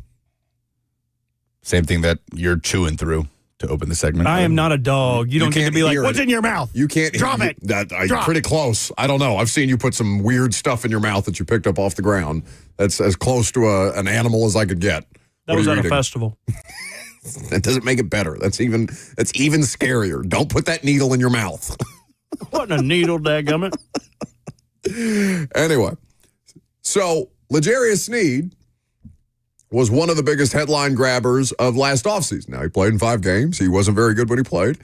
Certainly wasn't the standard of 2-time Super Bowl champion Legarius Sneed, and then he got hurt in October against the Colts. He had this weird layoff where they did not put him on injured reserve while they were trying to figure out the extent of the injury. The injury ended up becoming more serious throughout the course of time, that his medical team, not just the team's medical staff, but an independent medical staff, was having a difficult time determining exactly how to correct the issue that started as a thigh bruise, then it became a thigh contusion, and on down the line to where in January he's telling us, I needed a bone marrow infusion, which I had not heard, to resolve a quad injury. But that was the Legarius Sneed experience in 2024. It was disappointing by any stretch of the imagination. It is that the worst? No, we've talked about this before. Will Levis is the worst Rand Carthon transaction, yeah? That outweighs Sneed? Yeah, well, the quarterback position outweighs. Sneed 2. Yes. Sneed number 2. Yeah, I mean, thing about Sneed is that there's still time for Legarius Sneed to turn it around. Like the story's not totally written on Legarius Sneed as a Titan. Nor is it on Levis, but it is. Yeah. So you are comfortable saying that for one, but not the other. Yes, I don't know. They've come on. Like one has we can been a talk good about football player in their past. We can talk about how different those situations are. But the situation is a corner, again, high variance position, dealing with a degenerative condition. He wasn't dealing with injuries, but he's dealing with a degenerative condition coming into the year, and then it's not the thing that knocks him out. It's an entirely separate issue, and now he's very high priced. So I know what you're saying there, but I don't think you can be as dismissive of Legarius Sneed and long-term viability until such time as you have any shred of evidence that this guy is going to contribute to your football team in a meaningful way. Because, Lucas, even if he comes back healthy, that doesn't mean he's going to be a good player. Let's hear him talk. This is Legarius Sneed at his youth football camp in Shreveport, Louisiana. I'm healthy as I've been. Last year, my first year didn't go as planned. But, it's time to come out and, show the world and show what God been instilling in me this entire year. I'm ready to get back on the field, and that's my life. That's what I do for a living. And I missed the whole year. And, I have to remind everybody who Legarius Sneed is. Have to remind everybody who Legarius Sneed is. That would be nice. That would be wonderful. If you're a Titans fan, that's what you hope for. I mean, think about the boost you could get this year if Legarius Sneed even gets back to 80% of what he was in just the 2023 season with Kansas City. I mean, who's rushing the passer to make that life easier on that secondary? Because that is not, he can be a good cover corner and be back there covering for 5-6 seconds and give up a touchdown pass, right? And a good pass rush can help an average defensive backfield more than a great defensive backfield can help an average pass rush. There's no doubt. But if that's not the case, if he's not ready to go in 2025, then you're leaning on Jarvis Brownlee Jr., Darrell Baker, Roger McCreary. Who's probably not here beyond this year. I would be stunned if they brought back McCreary. That's a way too early conversation about 2026 free agency, but I would be stunned. But when you just talk about a guy that, at his peak, can just remove an opponent's best playmaker on the outside from a game, that can help a pass rush. That's going to need every ounce of help it can get in 2025. Yeah. Not only were the Chiefs missing a good enough offensive line to keep Patrick Mahomes upright in that Super Bowl against the Eagles, they were missing an A.J. Brown beater because A.J. Brown had his way with that Chiefs secondary in that Super Bowl. It wasn't just on the Chiefs offensive side of the ball that they were getting beaten. That was arguably one of the worst games of the season for the Chiefs defense. The Chiefs defense that has been excellent, that has survived attrition, that has drafted well, and now is looking at a situation where Kellen Moore, the former offensive coordinator of the Eagles, just figured out Steve Spagnuolo has been running some variation of the same defense for 100 years at this point. It's not like people don't know what he's going to do. Cosell has diagnosed this time and time again. But Legarius Sneed would have been a better option on the outside than who they had going against A.J. Brown in that Super Bowl. So, yeah, that'd be excellent. 2023 Legarius Sneed would have. 2023 Legarius Sneed, not 2024 Legarius Sneed. 2024 Legarius Sneed wasn't out there. Yeah, again, we don't know what was behind the Chiefs' decision to move on from Legarius Sneed. Obviously, they didn't want to give him that contract. But if there was anything else there, we don't know. Mike Borgonzi knows, and that makes for a very interesting dynamic. He's got to be sweating this a little bit because he sold them a bill of goods. And he did well, right? He did well for the organization that he was working with at the time. The Chiefs were smart to offload Legarius Sneed when they did. Now, there's no telling if Legarius Sneed is still in Kansas City. Does he get that same injury and cost him the same amount of games, or does his performance drop off the way that it did drop off here? Because he came to an appreciably worse defense. But in a world of realism, and I know that's not the most fun, what's more likely to happen? Legarius Sneed regains two-time Super Bowl champion Legarius Sneed form, and the Titans are a better defensive unit, and specifically secondary as a result. Or we have seen the best of Legarius Sneed, and we may get back to 80%, like you said, but that 80% in what you paid for. You're paying for two-time Super Bowl champion Legarius Sneed. You're paying for an anchor point, a cornerstone of your defense. He is supposed to be Jeff Simmons is the best player on the defense. He's supposed to be better at what he does than Jeff is at what he does. Brian Callahan believed him and believes him to be one of the best corners, if not the best corner in football when he was still playing at a high level. It's been a while. So I shouldn't say that I have no expectation of Sneed, but it's tough for me to have expectation of Sneed because I didn't like the deal going in, and that's an easy position for me to take after the fact because I had no idea that the injury situation was going to happen. But there's just too many red flags around that position specifically, and that player had some stuff coming in that you were already going to have to deal with, that you have essentially set yourself up for failure. So what do I think is more likely to happen? I think that he's never the same. But there's only one way to find that out. And right, wrong, or indifferent for the Titans, they've still got 3 years, including this season, left on his deal. 615-737-1045. We're going to pivot to some SEC conversation with SEC Mike Bratton. Coming up next, I'm Buck Rising. It's 1045 The Zone.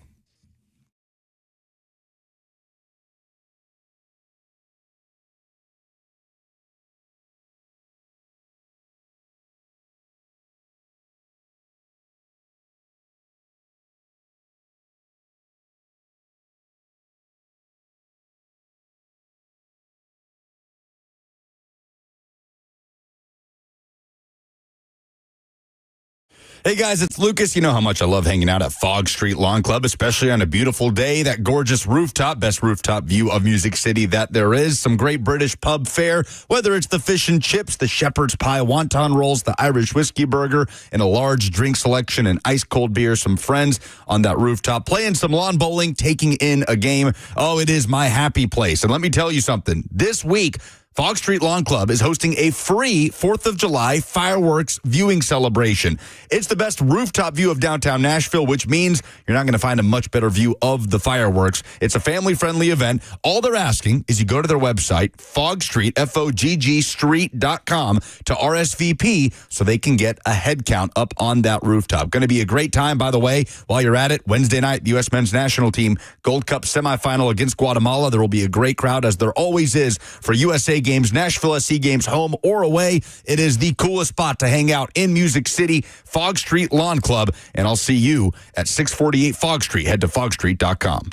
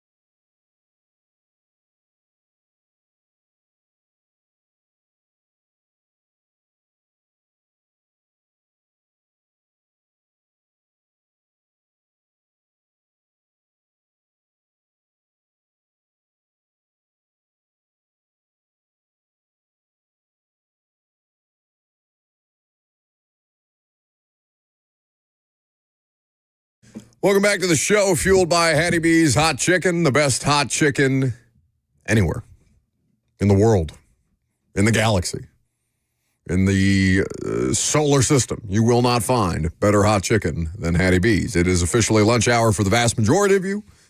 You can go to any one of their Middle Tennessee locations. There are several. If you're in Atlanta, Birmingham, Vegas, Dallas, Austin, where's the next Hattie B's foray? They're like they're establishing new hot chicken territory. Since the country has co-opted, what's it called, culturally appropriated hot chicken for everywhere else in the United States. It feels like every fast food chain and every chain restaurant, someplace has a Nashville hot chicken on the menu in every NFL city that I go to. I feel like Hattie B should have prima nocta over those places. They are Huntsville, Alabama, is getting a Hattie B's. Exciting. Austin, Texas has one. Already has one, but is getting another one to a different part of town. And Chicago, Wrigleyville, is about to get a Hattie B's. Okay. Have you been to Wrigleyville? I have not. It's a party. That's a perfect place. I've been to Chicago twice in my life. One was 2 weeks ago when I was there for maybe 24 hours, and the other one was when I was in 8th grade. You've only been to Chicago twice? Yeah. And the first time I was in middle school, my dad took me up there to see U2 at Soldier Field. Well, that would be quite an experience if you had to go. SEC Mike joins us now. Mike Bratton. You can check out his podcast. You can, of course, see him on the Paul Feinbaum Show. He makes regular appearances all over the college football landscape talking SEC. Mike, how we living on this Monday? Hey, doing great, boys. Thanks for having me. Absolutely. So we had Josh Pate in here last Monday, if I'm not mistaken, and I had asked Pate in the SEC, or just generally in college football, depending on where you're looking, but we'll keep it to the SEC. Is there a team or a program specifically on fraud watch for you this season? Well, can you define fraud watch for me? Like, what do you consider a fraud? Well, we had Pate put it in terms of like how Vegas is valuing them in terms of their win total versus what we actually think these programs are capable of. His submission was Tennessee, as a matter of fact, given the amount of transition there and understanding that this was probably going to be a year where Josh Heupel has to take some lumps because they were very comfortable putting their foot down on the quarterback situation, even though it may not have been in their best football interest in 2025. Okay. Well, yeah, if you want to define it like that, I got two for you. I got LSU and I got Ole Miss. So LSU, I don't think Brian Kelly is, I don't know where in the hell he gets this reputation where he's some elite coach. I think he's a very good coach, but we got a lot of good coaches in the SEC. He just can't seem to win a big game to save his life. So I think LSU's there. I don't like the coaching on the offensive side of the football. I don't like the transition on the offensive line. I don't like the fact that they're going to be so reliant on transfer receivers. That rarely in year one seems to work out. And then this assumption that their defense, which hasn't really been that good since Les Miles was the coach, is going to take a big step forward. So LSU is a fraud to me. And I guess Ole Miss, if you want to put them in that category, I think a lot of people assume Ole Miss is going to be taking a step back this fall, but not if you talk to their fans. Maybe that's just uniform across the SEC where all the fans are excited, but I think Ole Miss is in for a steep decline. I like to call him Lane Whiffin because I think he whiffed massively on the roster he had last year. Not only should have been in the playoff, but I think they could have made a run and maybe even won the whole thing if not for some malpractice coaching. Well, especially for as much as he was comfortable, and, Lane does things differently than your average SEC coach. For as much as he was comfortable talking about the playoff structure, just to not make the playoff and all the different things that came about with the Lane Kiffin 2024 experience, I think that's I was chastised in a bar recently, Mike, by a couple of Ole Miss fans who said we weren't talking enough Ole Miss football. We weren't respecting Ole Miss football enough on the show, so there we are. Lane Whiffin with Mike Bratton, SEC Mike, here with us. He didn't want to play in the SEC championship game. Well, he totook care of that himself, didn't he? Yeah, they sure did. Handled that just fine. Here's the thing, though, Mike. If Ole Miss, let's say, takes a big step back and goes 7-5, 6-6, yeah, there's gripes and they're grumpy in Oxford, but Lane Kiffin's nowhere close to having his head on a pike from that fan base. If that happens with LSU this season, that is very much the case for Brian Kelly. I mean, just what would Brian Kelly have to do to get into the good graces of LSU fans? Because I already think things are getting antsy there, and it feels like he is the coach in the most pressurized situation in the SEC. Not to say that he's on the hot seat like maybe a Billy Napier might be or a Hugh Freeze might be this year, but in terms of what it would take for his fan base to be satisfied with him and the whole Brian Kelly experience, like what is the barometer for you for what LSU fans would deem as acceptable this year with Brian Kelly?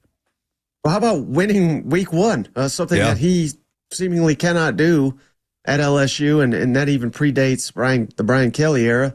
Goes back to 2020. But, bare minimum, he's got to make the college football playoff. And I think if he doesn't make the playoff, I think he's gone. He came down there to win national championships, hang out with the family, but he can't do it. And again, this is a program that seemingly doesn't matter who the coach is. They can not only factor, but win national championships. And this is a coach with a better resume than any of the coaches they've hired, Nick Saban included, when I'm talking the day they hired him. So you would assume that putting him in Baton Rouge would guarantee you a national championship, but I don't see it. I don't think he ever gets it done down there. Is there a program to you in this league that is going into 2025 with this windfall of excitement and it feels like it's on this ascendancy where 2025 is this big next step to elevate as a program, but maybe there's just trapdoors littered across the place and it's just primed for disappointment? Is there anybody that comes to mind if I kind of set up that premise for you? Texas, I would say, with God's gift to quarterbacking Arch Manning back there. And I don't like to pick apart the players or anything. We haven't even seen enough of him to really criticize his game. And I'm sure he'll be phenomenal, but I'm already getting sick and tired of the hype, and he's the odds-on favorite to win the Heisman. I mean, I think all that's a little ridiculous. I actually want to see him do it. He opens the season at Ohio State. That's not going to be easy. I think A&M at the tail end of the season is going to be very good. I think Oklahoma will be improved.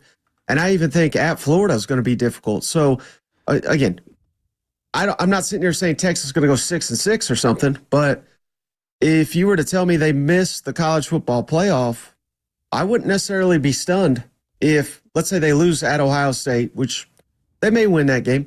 Let's say they lose to Oklahoma, and then they lose one of A&M Florida. I wouldn't put Texas in at 9-3 with that schedule if those are their losses, because I don't know who the rest of their wins are not going to be that quality. It is a grind, especially the first half of the season. Mike Bratton of That SEC podcast with us. All right, so you've talked about LSU and the potential there to trip up and to have that sort of disappointment. You've also talked about Texas in that same vein. Well, there's your top two Heisman Trophy favorites on FanDuel Sportsbook, right? It's Arch Manning plus 700, Garrett Nussmeier at plus 800. Who are you backing between the two leading SEC candidates for the Heisman race? Like, if you had to hitch your horse to one of those two wagons to be in New York and potentially lift that trophy, who would it be? Neither. I mean, it's always the preseason favorites that falter. And this is another thing that kind of disgusts me with all that Heisman preseason talk. It seems like they're just eager to knock the people off the perch. And I realize that's basically what I've been doing this whole interview, but I'm not a Heisman voter, but that's what these people do. It's always like who was hot at the end of last year, and then let's knock him down a peg or two, and then RG3 comes in here and wins it. You know what I mean? I mean, it's seemingly every year it's like that. Trevor Lawrence was going to win a Heisman, right? Nope. Tua is going to win a Heisman, right? No, it's like one faltering, and then we just write them off, and we switch gears to another quarterback. So I wouldn't bet on either one. I'm much higher on Lenore Sellers and maybe even DJ Lagway. I would put money on them before I put money on Nussmeier or Arch Manning. Also, I think you're hitching the wagon to the horse, not the other way around as you painted it there, Lucas. But that's okay. You're hitching the horse to the wagon. And obviously, Mike would bet on Fernando Mendoza, the Indiana Hoosiers quarterback, to win a Heisman Trophy because he is good and sensible that way. Also, how the hell do you not have a Heisman vote, given all the other people in this world that have a Heisman vote? Make that make sense. I promise you I don't deserve one. So that is not something I pursue it by any means. I have no business voting on anything of any note. Mike Bratton here with us on 104.5 The Zone. You can check out the podcast. You can subscribe on YouTube. That SEC podcast is where you can follow along. I really enjoyed the exercise that you did with the teams more likely to make the college football playoff. And Tennessee versus Auburn was an interesting one. Obviously, people can go to your timeline at Michael W. Bratton and check out the full show on YouTube. But how did you decide to pit Auburn and Tennessee against one another in that exercise? Well, I just feel like a lot of people see those two programs right now. I mean, you just said it yourself, Josh Pate. I mean, how do you not have respect for a guy like that? He's putting Tennessee on fraud watch. Meanwhile, some people, I think crazy people, but some people think Auburn is like on the rise under Hugh Freeze. I guess they have not watched that man coach the last 2 seasons. But, again, Auburn's a popular pick. Tennessee's a unpopular pick, so I thought I'd pit them two together. But, I certainly think the answer is Tennessee because Josh Heupel is an elite coach. And Hugh Freeze, I don't think if you can't trust a man to run a social media, I don't know why you trust him to run your football program.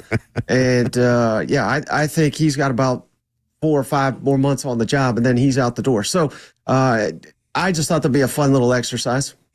So, and you mentioned Heupel as elite, and I think Tennessee fans are incredibly pleased with Josh Heupel. They're incredibly grateful to Josh Heupel, as they should be, given the fact that he's had double-digit win seasons, which was something that they've been chasing for the better part of 15 years at this point in time. When did he establish himself in that category to you throughout the course of his tenure, and how good of a coaching job is he going to have to do this year specifically to keep them on that upward trajectory? Well, I mean, it's in part 2 years ago when they won 11 games. And then I think also last year, which I know it ended horribly, but just his ability to kind of transition from a high-flying offense to I know they've been running the ball really well the last couple seasons in Knoxville, but relying on Dylan Sampson, relying on that defense when all anybody wanted to talk about this time last year was just how magnificent Nico was going to be.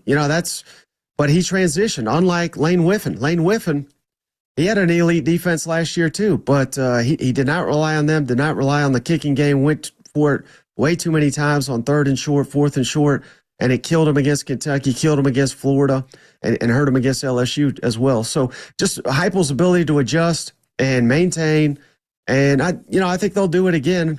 Again, we're sitting here calling them frauds. They'll probably win 9 games, and 5 years ago, Tennessee fans would have done anything you ask them to if it would result in a 9-win season. Now that makes you a fraud. I think that speaks to the caliber of what Josh Heupel's done in just a short amount of time on Rocky Top. Oh, they would have done unspeakable things. You know this better than most. SEC Mike hanging out with us at Michael W. Bratton is where you can follow him along on the socials. It's interesting, Mike, looking back at some of the most successful transfer quarterbacks in college football over the last few years. And obviously 2 of them played at LSU with Jaden Daniels and Joe Burrow. And both of them had that sort of rocket ship moment in their second year playing for LSU.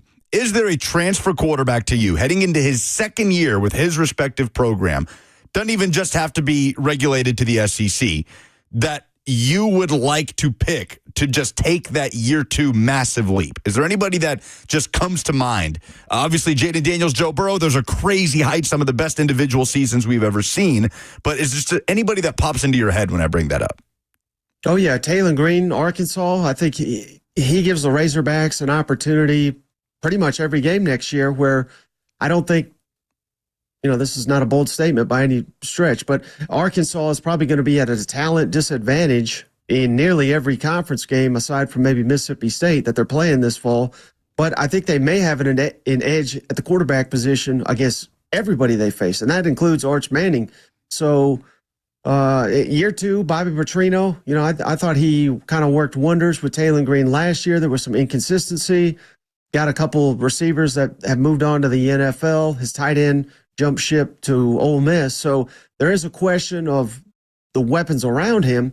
But if there's one guy that I look that hardly anyone's talking about, I think it could be Taylon Green.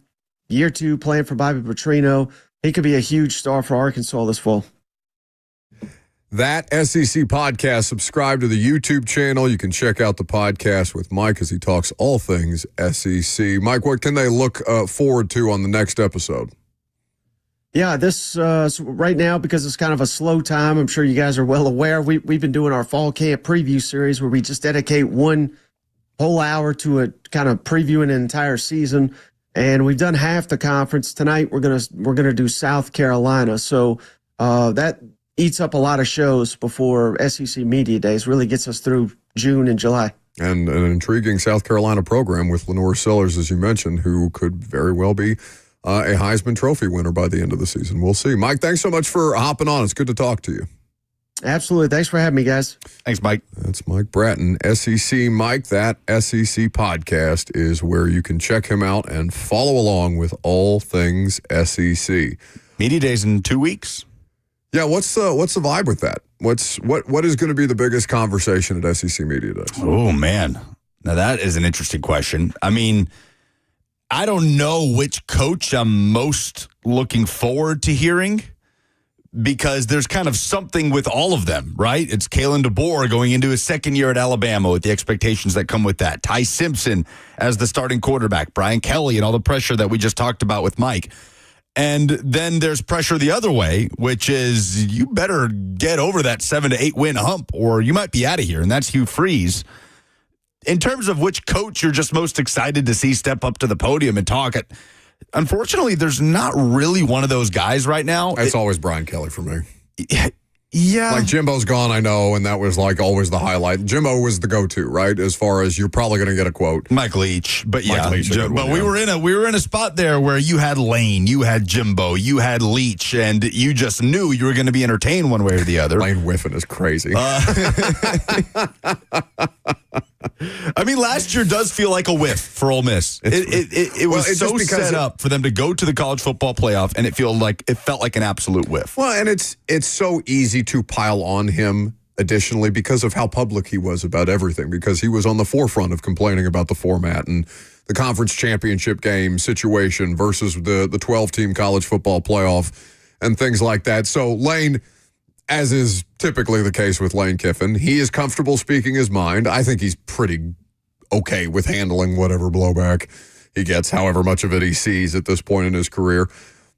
But it was a tough look for him to be out there that publicly decrying the system and then to not make the playoff with a couple of winnable games that they just gave away at the end, as Mike Bratton pointed out there. But Lane's always the one that's most likely, it feels like, to say something that's really going to turn heads. Eli Drinkwitz really wants and tries to be that guy. But in terms of what the biggest overarching storyline is, I don't know that there is one. I don't think there is like a slam dunk. A couple of years ago going in, it was Jimbo versus Saban after the blowout in the summer, right? Where are they sitting at the meetings in Destin? Are they next to each other or are they not? Let me see the seating chart. But naturally, it's oftentimes the coaches that are just under the most pressure. And this year, that feels like Brian Kelly and Hugh Freeze at varying different levels. And you could throw Billy Napier in there as well. That, Billy Napier somehow was able to get enough goodwill and equity to climb out of being the most pre-fired coach in all of college football last year. But that can change. It can change very quickly. He does have a former 5-star quarterback with a lot of expectations and hype around him to lean on. 615-737-1045 is the number. Last call for phone calls. And also the first time that I have been moved to get back into the world of video games. I'm going to explain what I'm talking about coming up next.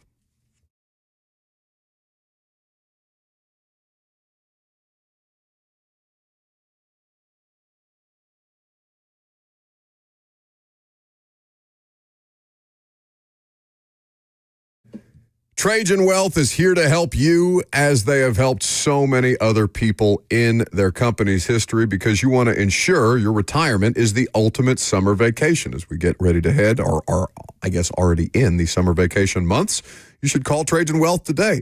As we reflect this month on Independence Day in particular, with that coming up this week, you should also consider the importance of financial independence and how big a role it plays in your life, everybody's life, because you've definitely lost sleep at some point in time about your financial situation, whether that's because the task seems overwhelming to get a handle on your finances. You're not necessarily comfortable with your investment strategy, if you even have one. And those are all things and so many others that Trajan Wealth can walk you through. They are here to help on that front and to make sure that you are secure, at least with the plan moving forward and personalized to your needs. So call them today at 615-270-5000. That's 615-270-5000. Visit them at either of their locations, Brentwood or Franklin, or visit online at TrajanWealth.com. Advisory services offered through Trajan Wealth, LLC, an SEC-registered investment advisor. This is a paid advertisement.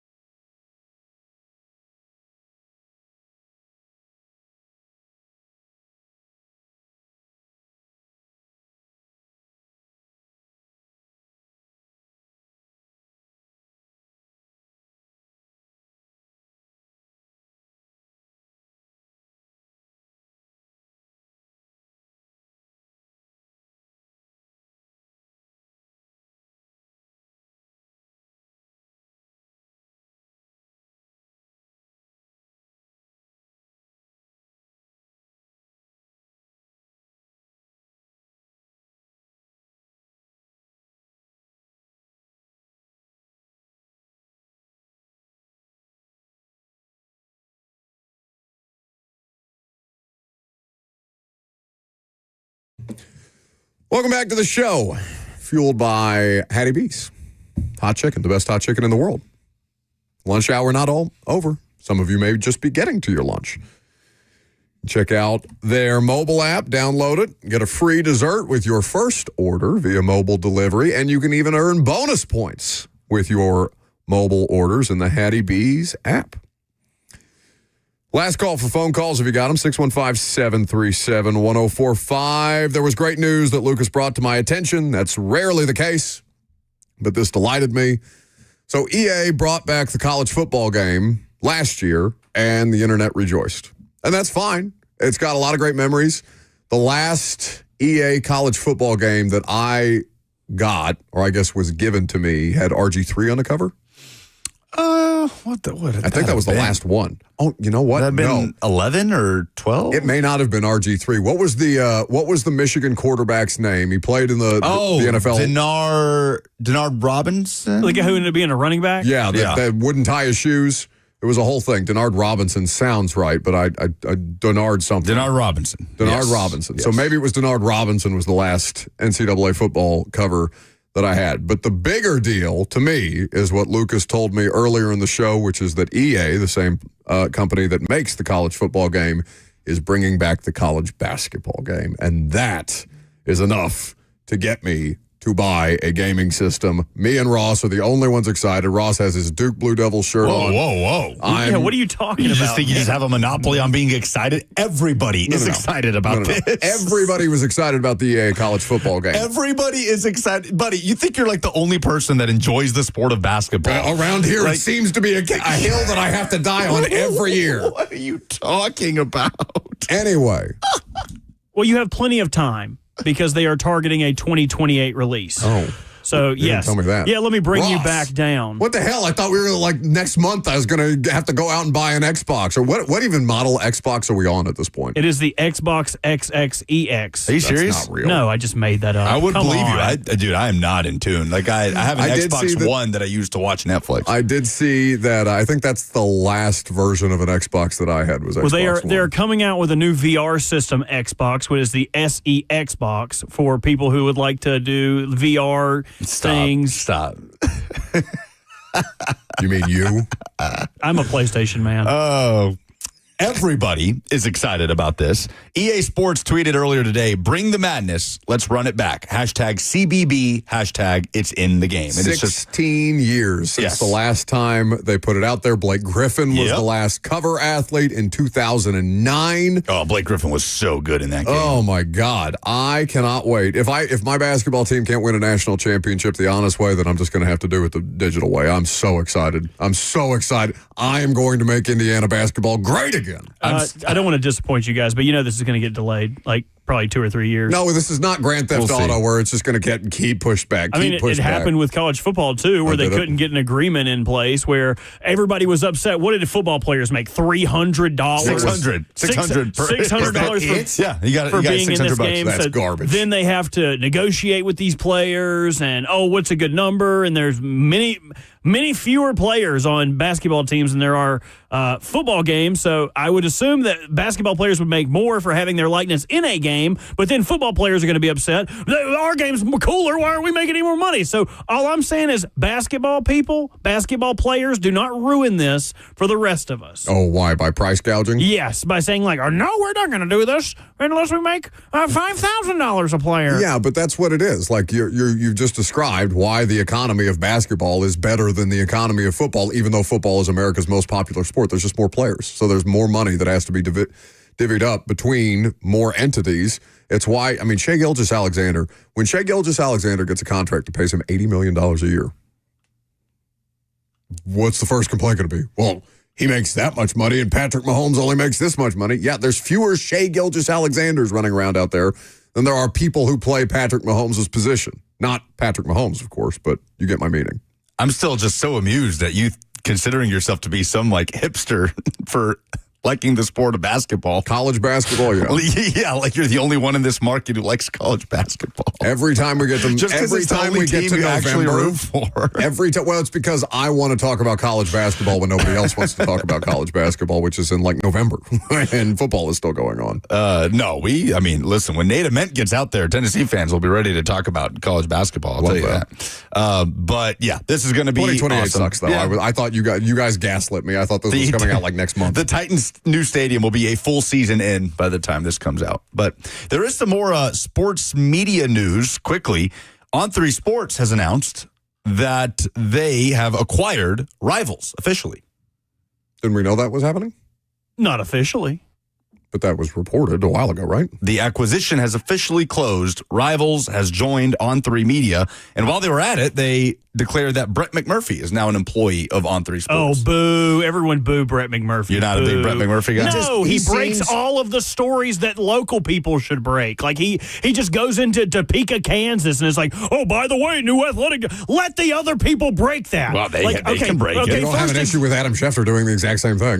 Because it's not college. They're NFL teams. There are not college kids that could break this. Point being, East Carolina was hiring a new football coach, and a guy I was working for had it on a good source, but needed a second source to confirm. Yes. Scotty Montgomery. Oh, Scotty Montgomery's going to be, I have to confirm this. Mm-hmm. And as soon as he goes to confirm it, Brett McMurphy, Scotty Montgomery's going to be the new. Shut up, Brett. So it's Shut up, Brett. We don't need you here. McMurphy's fault that he had a second source faster than the boy? No, I think he had one source. I think that he went You don't from. know that. That's I do know that. Recklessly speculate. If you're going to I'm not recklessly hitting it. speculate, I'm not hitting it. give yourself the sound. I'm not going to He do has it. the power, and he's exercising Blaine's it. going to be I think- pissed that I you did not think- use the power of Blaine Bishop to recklessly speculate. I think that he went to Jeff Comfer, who was our terrible athletic director at the time, and he was like, here you go, Brett. Here's a crumb because all of East Carolina media hates me, which we did. That guy sucked. And Brett McMurphy just comes in and steals all the crumbs. We All hate of you, East Brett Carolina McMurphy. media, We'll never like have you on the there's show. 50 of them running around out there. Boo you, Brett There's McMurphy. no way that if Lucas gets the opportunity to talk to Brett McMurphy about college football that he's going to pass. We shan't. We won't. Man, very visceral reaction. I will. Is he your Eric Kane? Yeah, he is my. Who's the Steelers guy that you love? That I have. John Ledger. Hey, He is the John Ledger of college for me. Won't let it happen. Not gonna happen in Also, here. I need to stop doing that to Eric Kane. He's a lovely man and he's got good information. I just think it's funny every time I'm gone, Lucas puts him on. That's right. We like people with good information. All right, let's do some polls and get out of here. Go.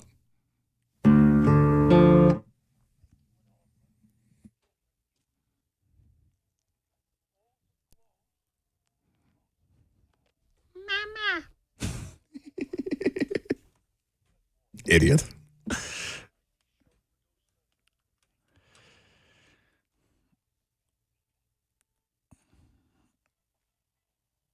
The polls are presented by Two Rivers Ford, the South's most trusted Ford dealer. Who do you have higher expectations for this coming season, Titans or Preds? The vast majority going Titans, 77.8%. Brian says no expectations with either. Then I can't get hurt. Mike Titan on Twitter says the Preds are a flaming hot garbage dump right now. There's at least hope on the horizon for the Titans. Thank God for Nashville SC.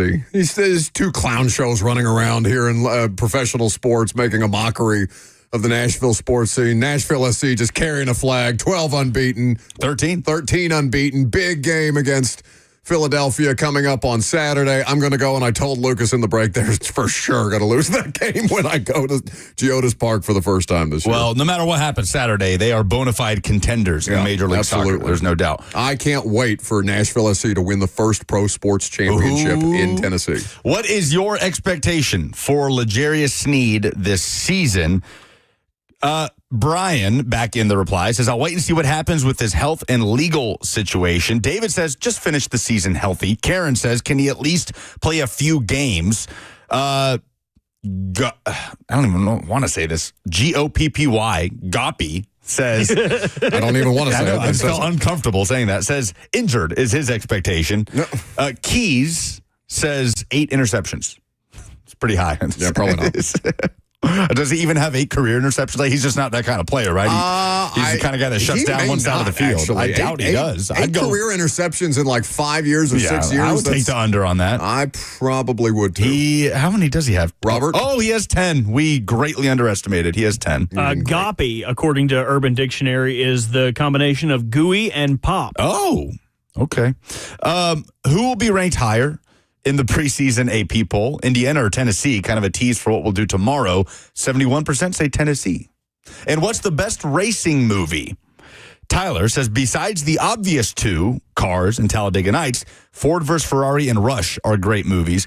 Ghost Titan says Days of Thunder, which I've never seen. I've always wanted to see that Tom Cruise movie. Oh, I was thinking of NASCAR movie. Okay, no, I didn't see that one. What's the one with Ryan Gosling where he's talking about if you're going to ride like lightning, you're going to crash like thunder? He's Baby Driver? Yeah, Baby Driver. That's not really a race. No, I don't think it's Baby Driver. Oh, There was I don't another know. movie. It was like Place Beyond the Pines or something like that. My college roommate, who's a big film guy, made me watch it. It was all right. Seabiscuit is the answer. I guess horse racing counts. Seabiscuit. What about Gran Torino? Oh, that's not really a racing movie, though. It's about a car. Oh, you said racing. Yeah. Or you meant racist movie? I thought that's what you were saying. Oh, no. Very racist movie. All right, those are the polls. Real quick, there was an end of an era today. Colton Sisson's time as a Predator is done. We will always remember the hat trick against Anaheim in the Western Conference Finals. A good way to end the show, a full show. Check out the podcast after the fact if you missed any of it. Prime time tonight at 7. See you there.